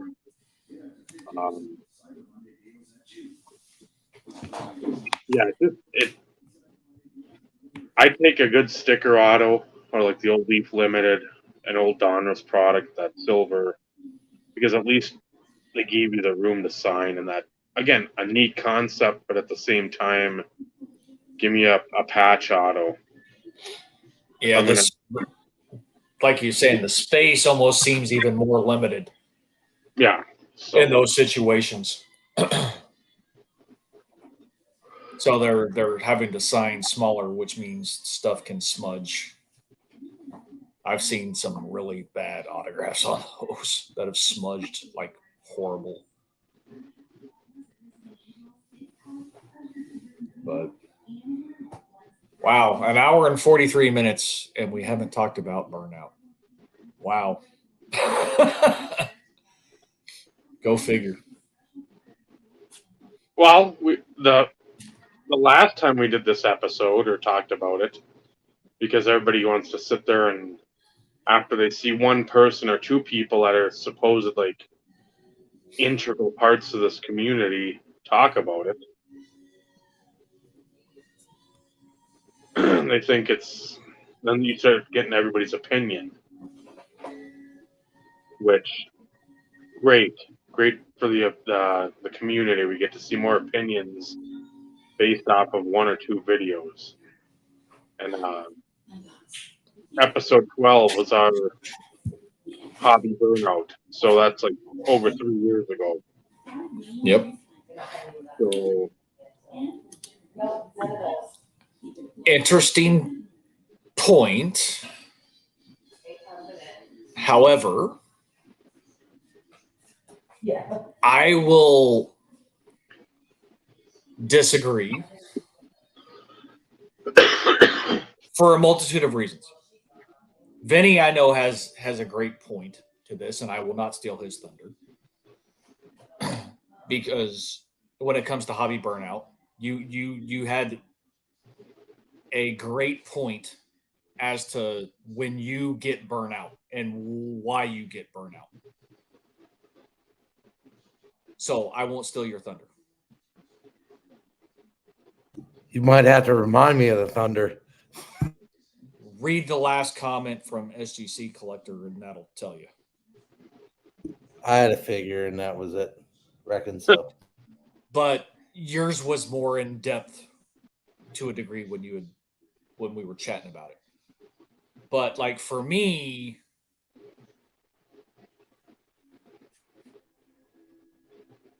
I get,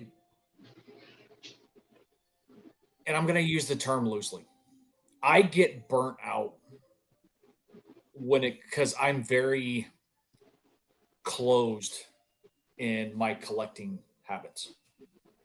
Cast a wider net. That won't help me.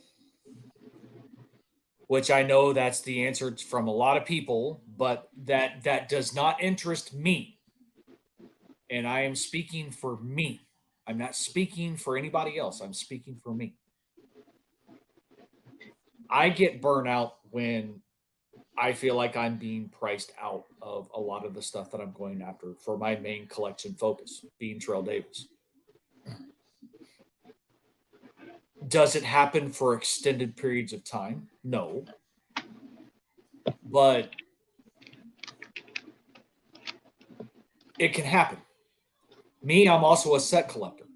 So like from that perspective, if I feel like I'm closed off from the main focus, I can then cast a wider net and go back to my sets. Whether it's sorting through stuff, trying to finish, put stuff together, checklist them, go do some searching, buy some already completed sets that I want and have wanted for a long time that nobody knows I want. And I'm not going to tell anybody because I don't need anybody going to shop for me because that's not how shit works. So nobody knows and nobody will know. Nice, Reggie Miller. But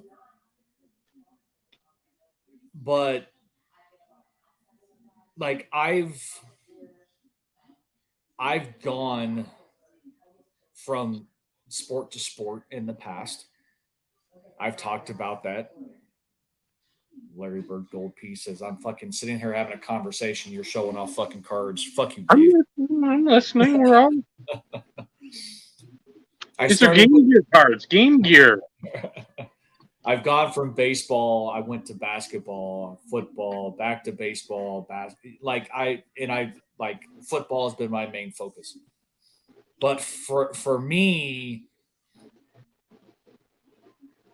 a lot of the some of the burnout that I experience is making the time to make a video. And I'm speaking more from a hobby YouTube burnout perspective in that case. A lot of people sit there, oh, it only takes 5 minutes. Well, not really, because if you're going to make a video, you want to at least put some sort of effort into it. You're not going to want to sit here and go, yeah, I got this car, and yeah, I got this car. I mean, you want to read a statement off your computer screen as you make your video. You don't want to do that either. But that's where a lot of my burnout has come into. It's putting forth the time and effort to make a video because I need to. I need to make one. And I will because I got a package from Brad and Brad deserves a video. Brad will get his video. Me, I need to make a video with the stack of stuff I have over here that almost everybody has seen, but I need to put it up on my channel from a historical perspective, historical reference perspective. But I take breaks, and anybody can take a break and still use the term burnout. But I can also speak from experience of Dave. You'll reiterate this when you have your opportunity. Go years back in the olden, earlier days of YouTube. Way before 2017, before it became a thing, right? People came in with the bang and left. That's burnout. Some of them got in over their heads financially, but other people got burnt out. They couldn't keep up. That's burnout.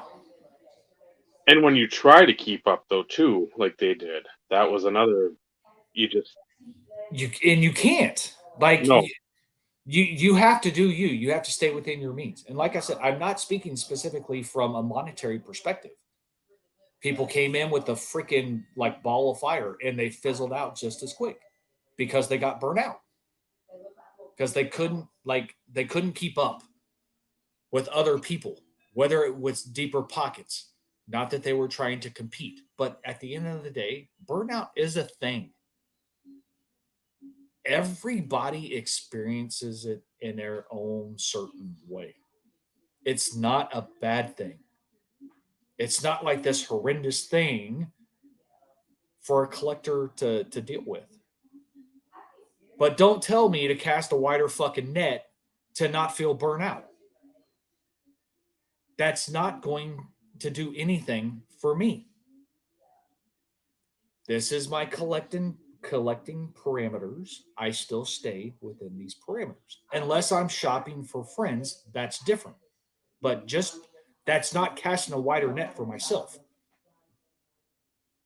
These are my interests. I stay within my interests. I don't want to expand my interests. If that was the case, I would have done it years ago.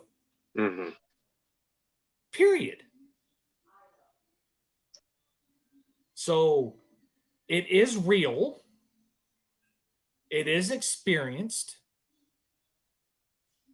Anybody who sits there and like does a tug of war in their head, wanting to think about selling wax that they've acquired over the years because of taking up space requirements and everything, that's a form of burnout.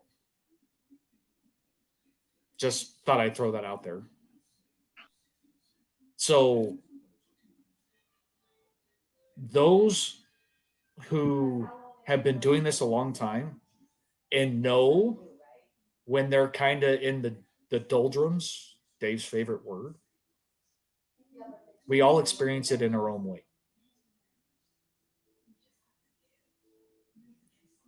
So that's my take on it. That's from my experience.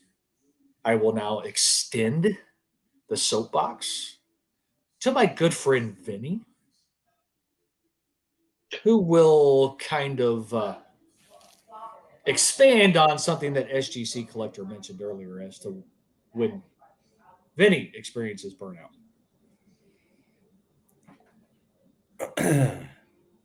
So, starting off with a Shorzy quote, if you don't have someone to share it with, then what's the real purpose of it?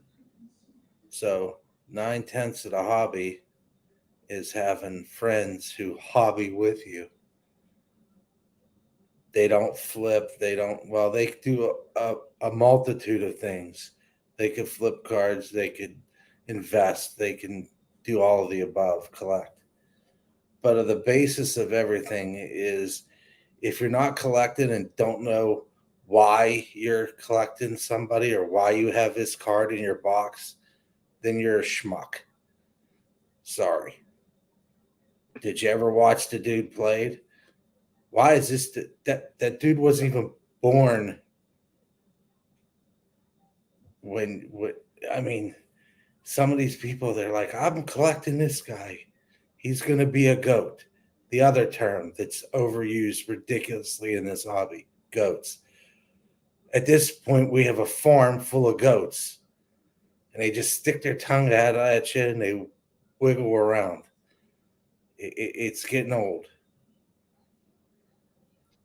9/10 of the burnout, going back to when Dave saved me from the burnout, was when Hobby Palooza was going on, and I was trying to get my foot into this YouTube world, and nobody would talk to you. They just, you're not in the club. Well, how are you going to get in the club if nobody will talk to you? It's kind of hard. Kind of defeats the purpose. So 9/10 of my burnout. It comes from these jagoffs that just can't keep their mouths shut. I don't care about your opinion. That's why it's your opinion. I could agree with it. I could disagree with it. But you're not. Your opinion is not factual. That's why it's called an opinion. If I state an opinion, it's an opinion. Picture that. It gets old hearing the same old stuff. That's not hot. That's not content. It's drama. Yeah, it's drama because you're being a schmuck. Quit being an idiot. Think about what you're actually doing and why people are saying stuff to you. Because you did something stupid. Did you pay for the mistake? Are you regretful? I don't know. That's your thing. I don't care. The hobby is most enjoyed when you're grabbing stuff you want. And I cast a wide net. Dave casts a wide net. So casting a net is not a problem. My net's been cast. It's covering half the freaking Atlantic Ocean. Because Pete Alonso, Malkin, Drew Maggi.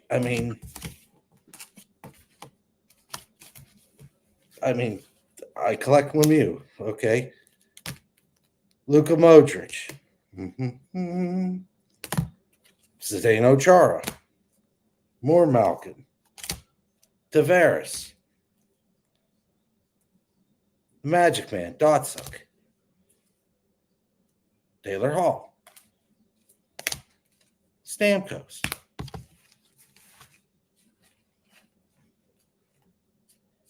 Wide enough net. Several sports. Doesn't burn you out. Burning out is just shut up. Stick your vintage where the sun don't shine. Enjoy it. I like vintage hockey. I want to get a Ken Dryden rookie card. I consider that vintage. I like to have a Gordie Howe rookie card. It'd be nice.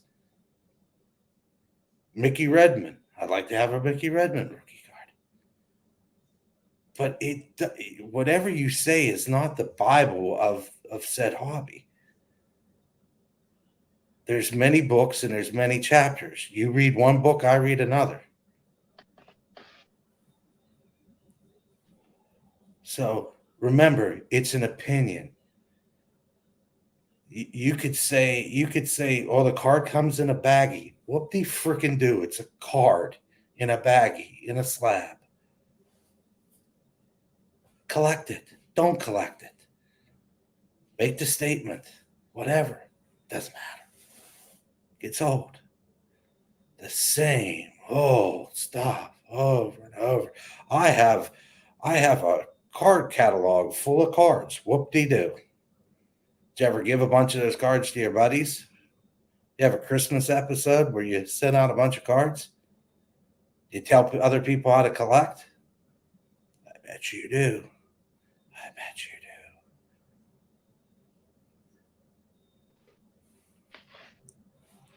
Don't care. So in closing, from the soapbox, just shut up and enjoy the hobby with your friends. State your opinions, but remember, they're just opinions. Facts are this essential credential is numbered to 37. That's a fact. Me thinking this is the greatest card in the world, which isn't true, is an opinion.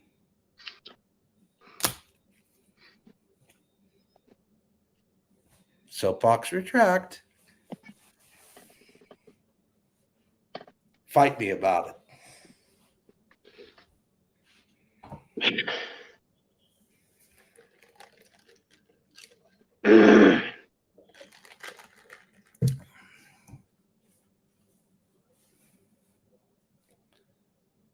Yeah.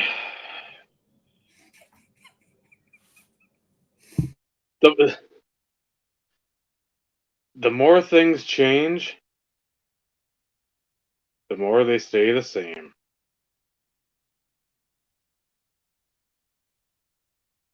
this community, and I go back, and I always go back to the same thing. Even if we had groups back then in the good old days, you at least had some originality. I harken back again. I don't know how many episodes in a row I can do it. But to contest response videos. And by the way, if you say you're making a VR response for someone, you're stupid. You're not making a video response.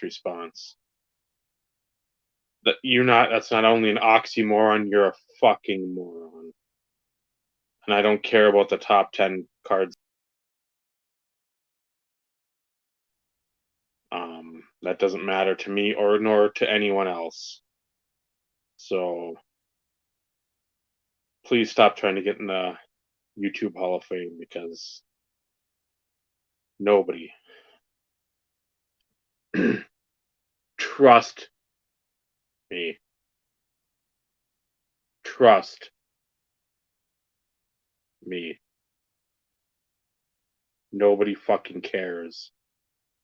I literally would rather spend the rest of my life watching fucking paint dry than watching people read a transcript off a fucking computer, because their non-public public speaking is that atrocious that they have a dialogue of a Richard Scarry book,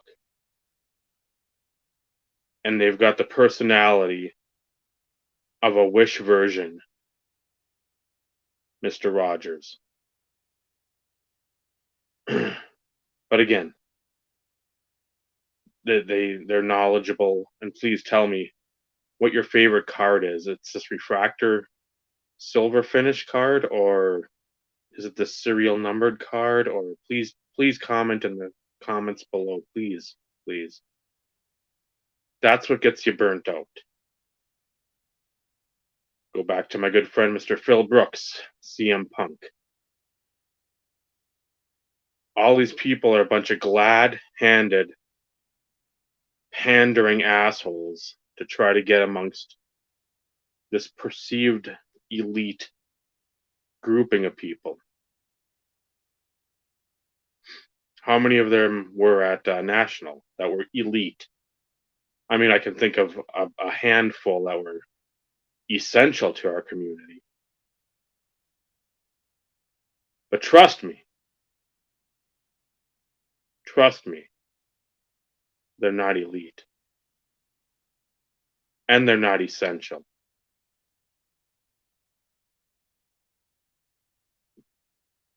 By no means. I wish. I mean, that there's like 2 or 3 people out there in like the actual sports world, especially with wrestling, that I really love. Him and Jim Cornette are 2 of them. And Cardboard Underground always gives me shit for Jim Cornette. He's like, I can't stand him. I said, why do you talk to me? We're both basically the same person. Opinionated assholes. And I mean, if you don't like what we have to say, fuck you. But when we come with our opinions, change the station if you don't want to hear what I have to say. Again, this isn't anything new. This isn't fucking breaking news. Hey, there's a war in the Middle East. Well, no shit. When did that start? Oh, fuck. Forever ago. It's not breaking news. But when people sit there, and this is another thing that gets you burnt out quick, when it's the weather. Well, the weather changes, so you know what I'm going to do too? I'm going to change my fucking tune. Now all of a sudden I like this. Now all of a sudden I like that. You're more than welcome to change. But when you use people and you manufacture fake relationships in order to broaden your horizons and strengthen your collection, and then cast those relationships aside when you get what you want, that causes people to burn out quickly. Because when you see that and other people don't, again, I've got 4 eyes, so I've got an advantage on some people. But in the same sense, how can you not see this when you look on people's eBay? Man, this is PC for life. I got this from so-and-so. I got this from Pop's collection. I got this from the Roundtable guys. You guys are my buddies. Oh, you are. Until the next big thing comes along, and then I'm a used piece of toilet paper. Because you got what you wanted.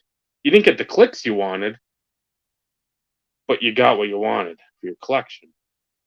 That causes people to burn out. You might still post stuff here and there, but in the same sense, when you hear and you see people do that, it's like back in the day, back in my day, those fuckers were kicked to the curb. And you had the groundswell, the uprising. Not Muse, but you had the uprising. And people were gone. Now that type of behavior is pretty much, whatever. It's not hurting anyone. It's not hurting anyone. If you have a child, you're going to teach them that type of behavior? Get what you want from the people that are closest to you? And cast them aside like a used plastic bag? Is that what you're going to do? That's the message we send? Again, I'm not on a pulpit preaching, but in the same sense, don't have standards and morals when you don't abide by those in every aspect of life. Don't do it when it's convenient for you to do it. Don't speak out both sides of your mouth. Yeah.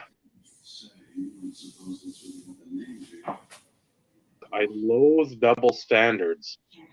And that's what this community seems to be all about. No, they're accepted.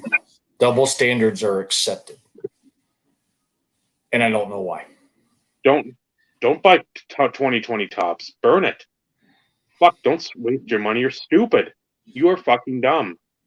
But yet I'm still your best friend when you're criticizing directly what I collect instead of saying, you know what, shit the fucking trap. I don't care about the 1977 PSA 7 fucking run.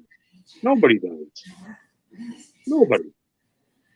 1981 tops. I need the PSA 6 Tom Seaver for my collection.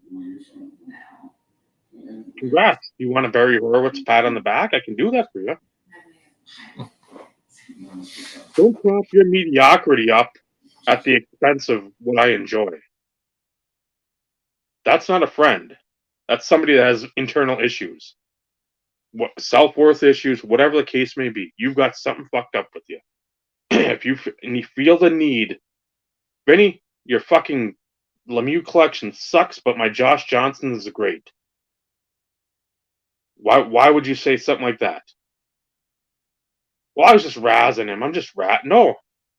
Why? There's no need to do that. If you can razz people in other ways, if you're razzing them for how they spend their money, how they collect, I'm sure you talk shit about people at a deeper depth than just what they collect.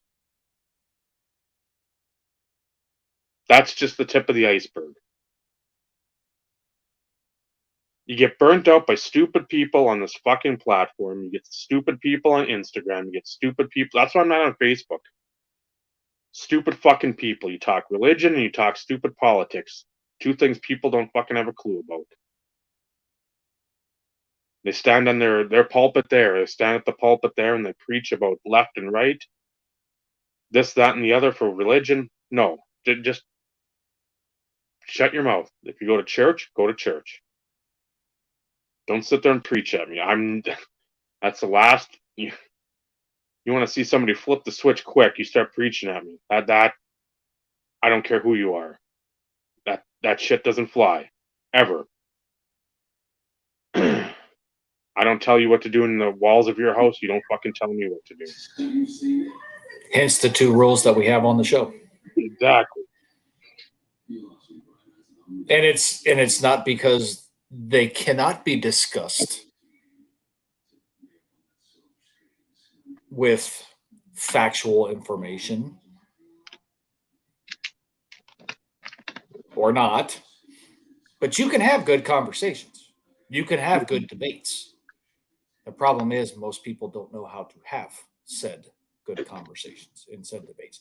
And that's not a jab at anybody who watches the show, who doesn't watch the show. And Eric. This is it. This is a generalized statement. So, but that's the whole reason why. That's the two ground rules that we have. We don't talk about it. We don't talk about it. And casting the wide net. Casting the wide net. That doesn't matter. I like to hear that. I like to hear the, well, it's because of money. Sometimes it is. There's shit that goes for way too much, and you're like, okay, I just bought X parallel number to 60 for like 15 shipped. Buy it now. Again, could have been priced low. A parallel to 50 goes for 150 of the same card manufacturer, and you're like,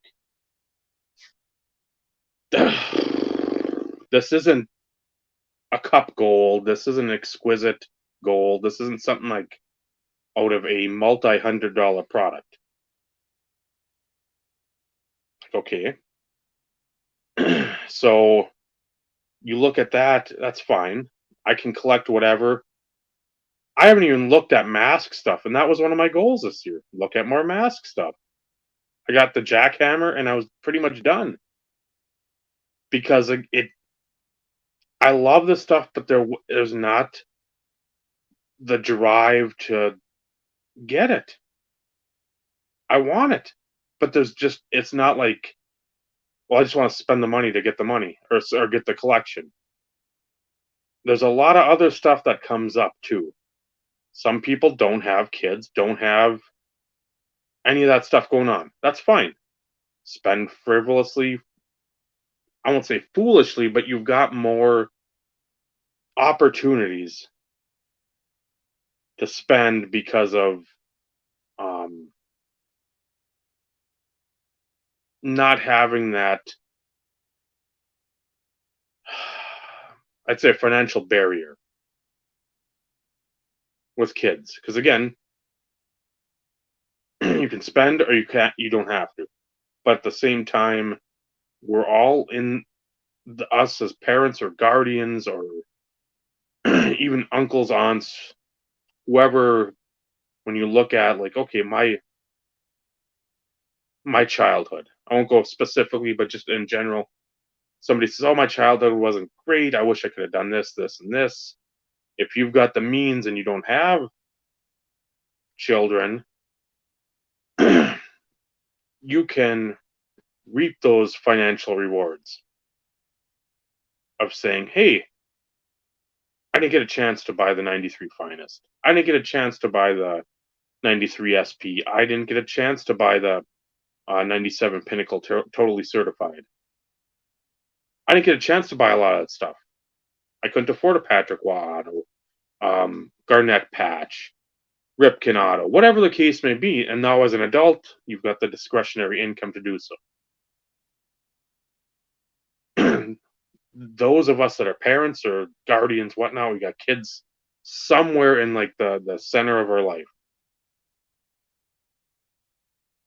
Not an excuse, but our funds go to that. And I'd rather have my money go to my kid, and if Tristan and I want to go somewhere and do something, a vacation to the North Shore, just go to a concert, go do something. The experiences. I've mentioned that many a time in the past too.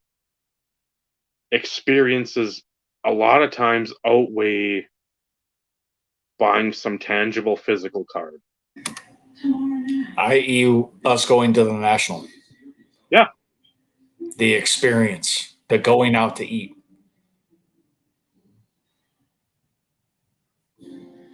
And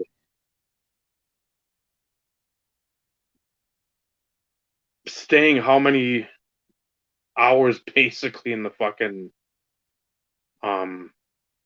entryway, the lobby. I mean, next time we said we'd like to do a little more looking, just because, okay, we've got a lot of the pleasantries, the introductions, all that stuff out of the way. So now we can do a little more searching, just because, again, it's the National, we're card people. We like to look through cards, even if we're dripping sweat on said cards. But that's what sort of rejuvenates. Even if you're in a doldrums there, it's like, okay, you're basically in your card heaven. Friends, food, finds. Card finds, not fines as in like we need to dip in the old jail bailout thing, but those moments help. But then again, everybody said it before too, and I've said it. These guys that are with me tonight, they've realized again firsthand afterwards. It's like that National hangover. It's like you had so much fun. Now you're back to like real life. You're back to being an adult, and you're not like waking up and like Bob Lewis is frantic and like trying to keep him in one spot, and it's like he's like spinning around and doing this, that, and bowl of cereal in hand and looking at cards and eating Little Debbie's and just having fun. Because as adults, a lot of the time, we're not all going to fucking Dallas. We're not 2-3 years ago when we're asking our viewers to fund where we go for all these card shows. These are times that are valuable to us because they don't happen all the time. And that's what also gets you burnt out. You see the same people doing the same thing all the time. It's like, I get you probably have a decent job, but holy Christ, do you not have any responsibilities? If you're going here, there, and everywhere and doing everything. I mean, was there a Powerball that you won? Mega Millions? So it's hard to just float. Well, come on. Sometimes people get so high off their own stash that they do float. So it's not casting a wider net, no matter how great of a friend these people are. That's not the answer, because guess what? Some people cast a fucking wider net than anybody in this community. Guaranteed. Tag, you're it for that statement. Hello, friends. I mean, you'll see that on the front page, that I'm the guy that collects the dumbest and a lot of shit, just here, there, and everywhere.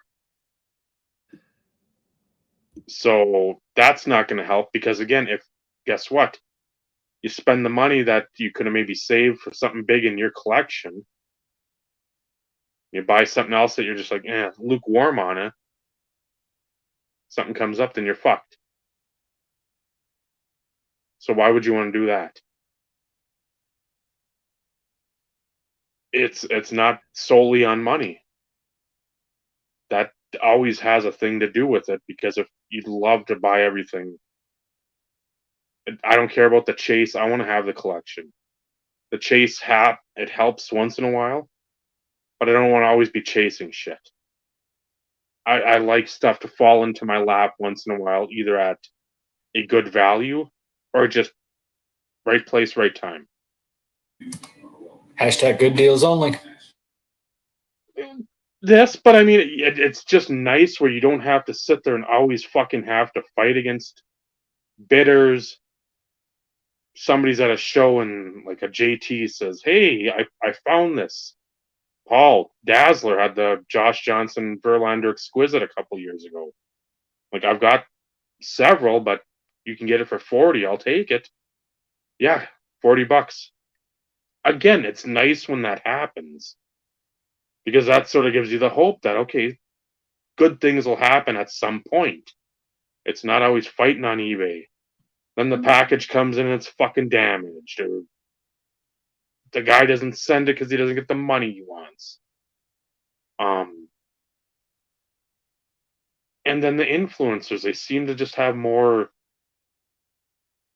clout, power, following. It's like, these people are worse than like a Pat Robertson. Why are you listening to them? Well, they have all the followers. Well, so did David Koresh. So did Jim Jones. What happened to those folks?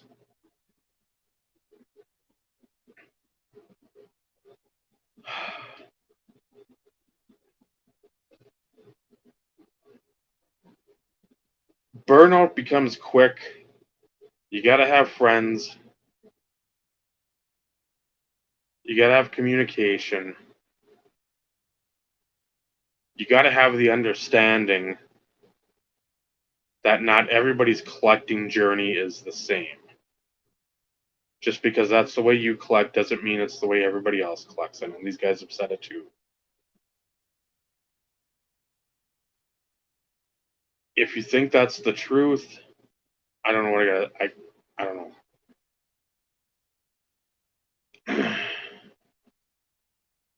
If you don't learn from history, you're doomed to repeat it.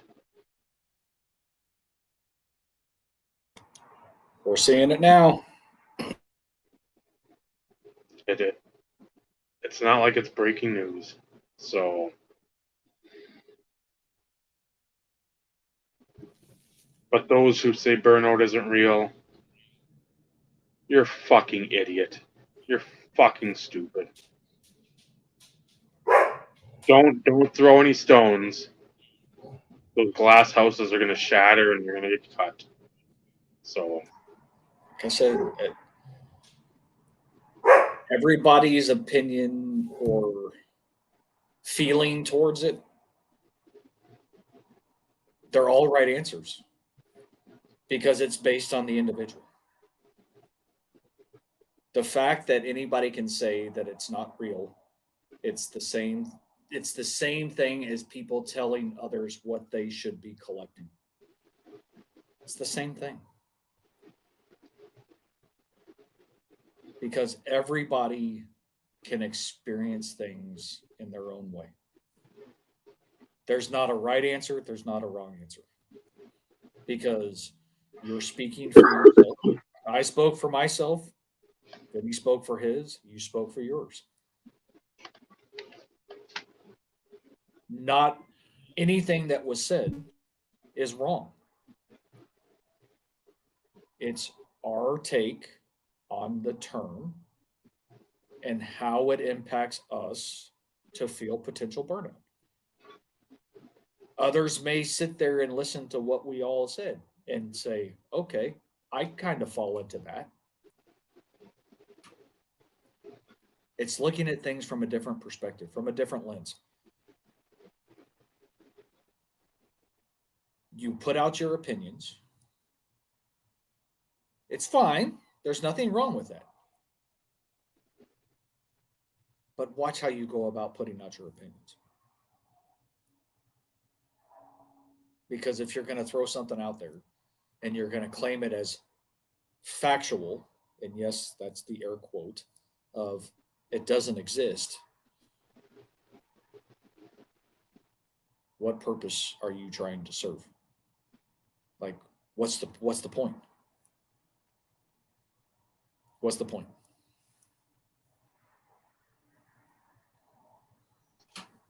So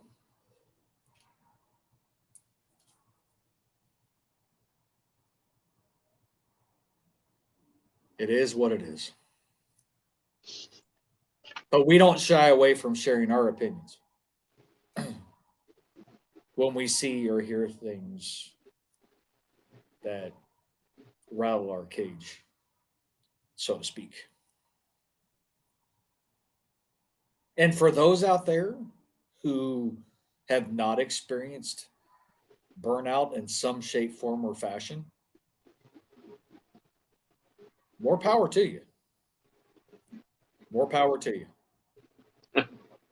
Write a fucking book and make $1 million. Mm-hmm.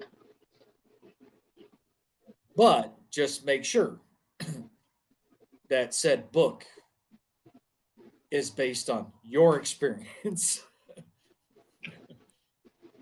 and don't make it hyper generalized where it would apply to everybody.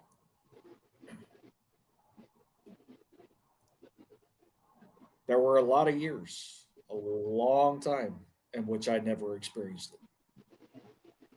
But over the last, 14 years? I won't say it's happened frequently. It's happened more than what I would like. But there's a lot of reasons for it. And they change depending on situation and circumstance. I would venture to say it's the same for you, Dave, and Vinny. Like, what you all said is not how it is all the time. One of those type situations could be the cause right now. But 6 months, a year and a half from now, it could be something else that you mentioned is the prime focal point as to why you're feeling it at that point in time.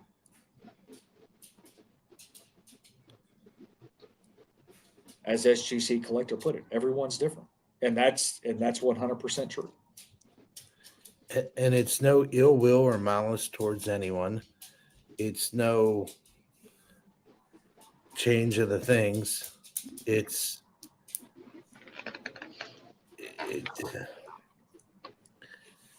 trust us, we'd rather be getting along with everybody and have a happy sunshine, rainbows, tulip flowers, and unicorn cards than not. But if you act a fool, then there's consequences. But again, it could change tomorrow. It's not saying we don't like whoever said people are. It's like we just didn't like what you said because it wasn't. And it's not even that. It's when you make a statement and you're like, huh? So you just talk about it. It's called debating. We used to do that back in the 90s when Generation X did things.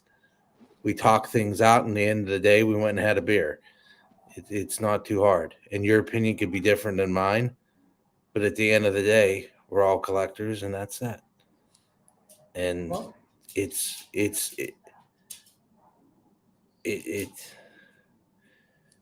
agree to disagree or however you want to state it. Like I said, at the end of the day, it is what it is.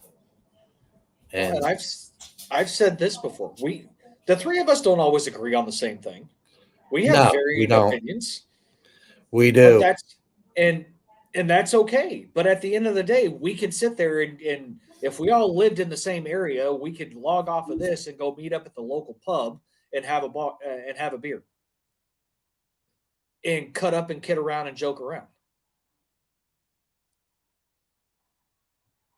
good friends can have in-depth, detailed, disagreeing conversations.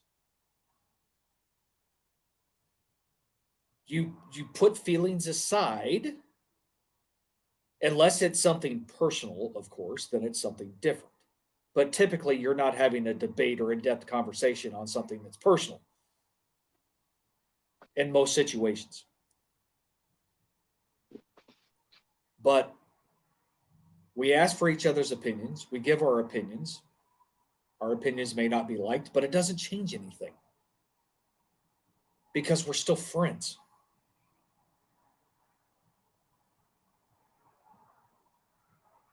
But if you're going to put yourself out there, as Dave alluded, upper echelon type individuals, and be quote unquote part of the elite for whatever reason, whatever those qualifications are, which we have no fucking idea.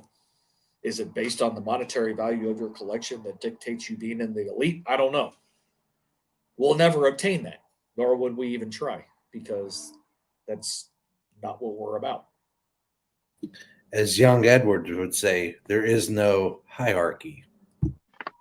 Oh, but there is. Hierarchy. There is. It's not written in stone,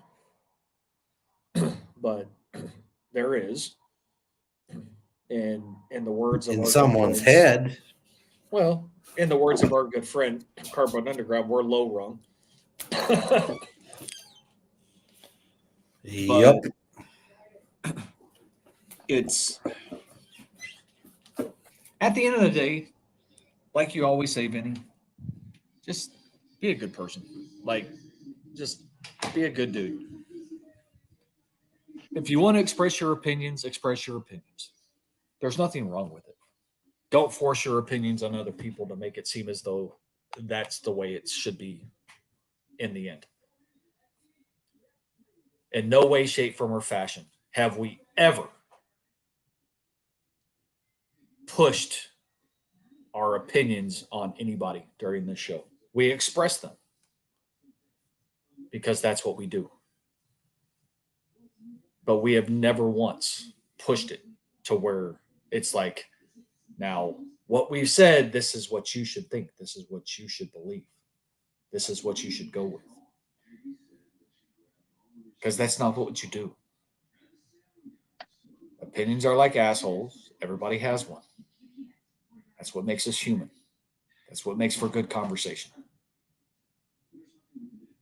But if you're going to be at the top of the hierarchy, be prepared how you come to the table with what you have to say and pushing your opinion. Because we usually find out about it and we're not afraid to talk about it. Not that it changes anything. Not that it changes anything. But we're not afraid to talk about it. Didn't someone say that they were kind of scared if we find out about stuff, they don't want us talking about it? Well, Jake, that was said. Jake brought up when Brad got his nod to the Hall of Fame. He had mentioned something about, and it's a good thing because I don't want the IRP coming after me or something along those lines. Yep, that's it. I knew what it was. I was just beating around the bush. But see, that was all in good fun. That was all in good exactly fun. Because at the end of the day, look, this is supposed to be enjoyable for all of us. And we are opinionated people, and we're not scared to talk about it. And we're not scared to bring up disagreeing opinions from the masses. That's what makes us different. That's what makes us who we are. And that's not going to change. And we don't do this for clicks, for likes, for favoritism. We like to expand the grouping as it pertains to friends and family through the show. Whether or not that continues to happen, who knows? Doesn't mean we're going to stop doing it, because that's who we are. And that's not going to change. And with that, tie a bow on us, Dave. Any closing remarks, Dave, before we wrap it up? Most everyone saw at the National, we can be civil. We will always engage in discussions. Hopefully it's thought-provoking, not what grading company is better, because who cares? But we can be civil. We can talk. We can chat. As Steve says on the new bingo card, we can cut up and kid around. It doesn't matter if we've ripped on you personally. Christ, I got to meet my good friend, and the world didn't stop.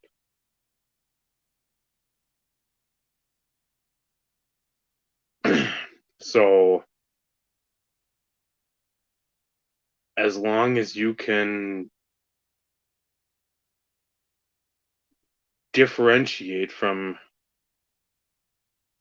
gimmicks and actually be a real person, there's a lot of those folks out there that aren't. We can all pretty much at least be in the same room together and not have World War VII start. Most of us. I'd say essentially all of us, but trust me, that it's not all. Some people just, and again,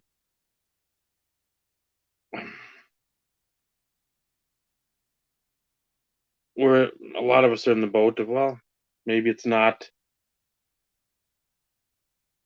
those people aren't terrible, but when you pull back the curtain and John Stossel and Barbara Wallis are there for 2020, and they've got an investigative report, and the general consensus is you're an asshole. That's about the time we go to the washroom, turn on the hot water, get some soap, run our hands under the hot water. We wash our hands. We're done with you. When that happens, you know you fucked up. So we can forgive.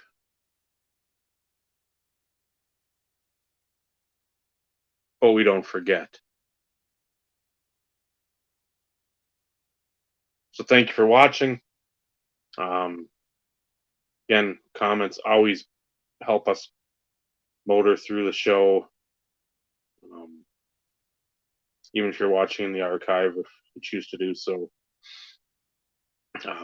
Always much appreciated, no matter how you're taking in your IRP content. We're always grateful for you taking your time and spending it with us, or watching us, or even when we're on our own channel showing mail days and whatnot. So. Or stealing our content. Yeah, again, I mean, it sure would be nice just once for somebody to say, hey, I found this on the IRP and that's where I got it from, instead of, oh, I thought about this. I thought about this. I thought about this. Well, did you think about it? Did you? Did you? Did you really? You didn't. SGC, that's us. Insert Revolution Podcast. That's just like what the acronym.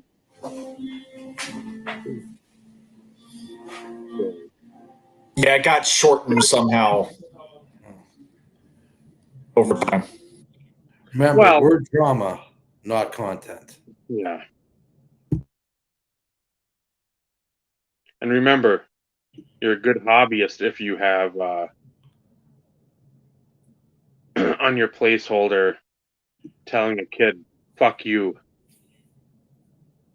And you've got a card shop out in like New Jersey. So, and you wear clothes that are too small for you and you made an 8th grade home ec class and have a man bun. And are as chunky as like a little Debbie or a Twinkie. So,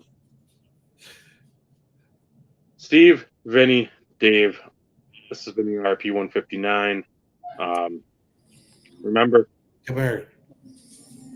I have that, and it does the reindeers all over. Sorry, talking to the dog. Which I almost quit the hobby over a dog. So But you know, that's that. I sent you the other day with the little white light trees. collecting cards, These are so absolutely wonderful bright. hobby. When those are lit up, Friendship and swords. it's the reindeers While you're trying to find the cards you want, not trying to get the cards from the people, and then discarding the people. Essentially, Well, I bought them for that's what really outside, matters. and last year we tried putting them outside with the Good night, everyone. Good night, everybody. Well, every year it's so dang windy.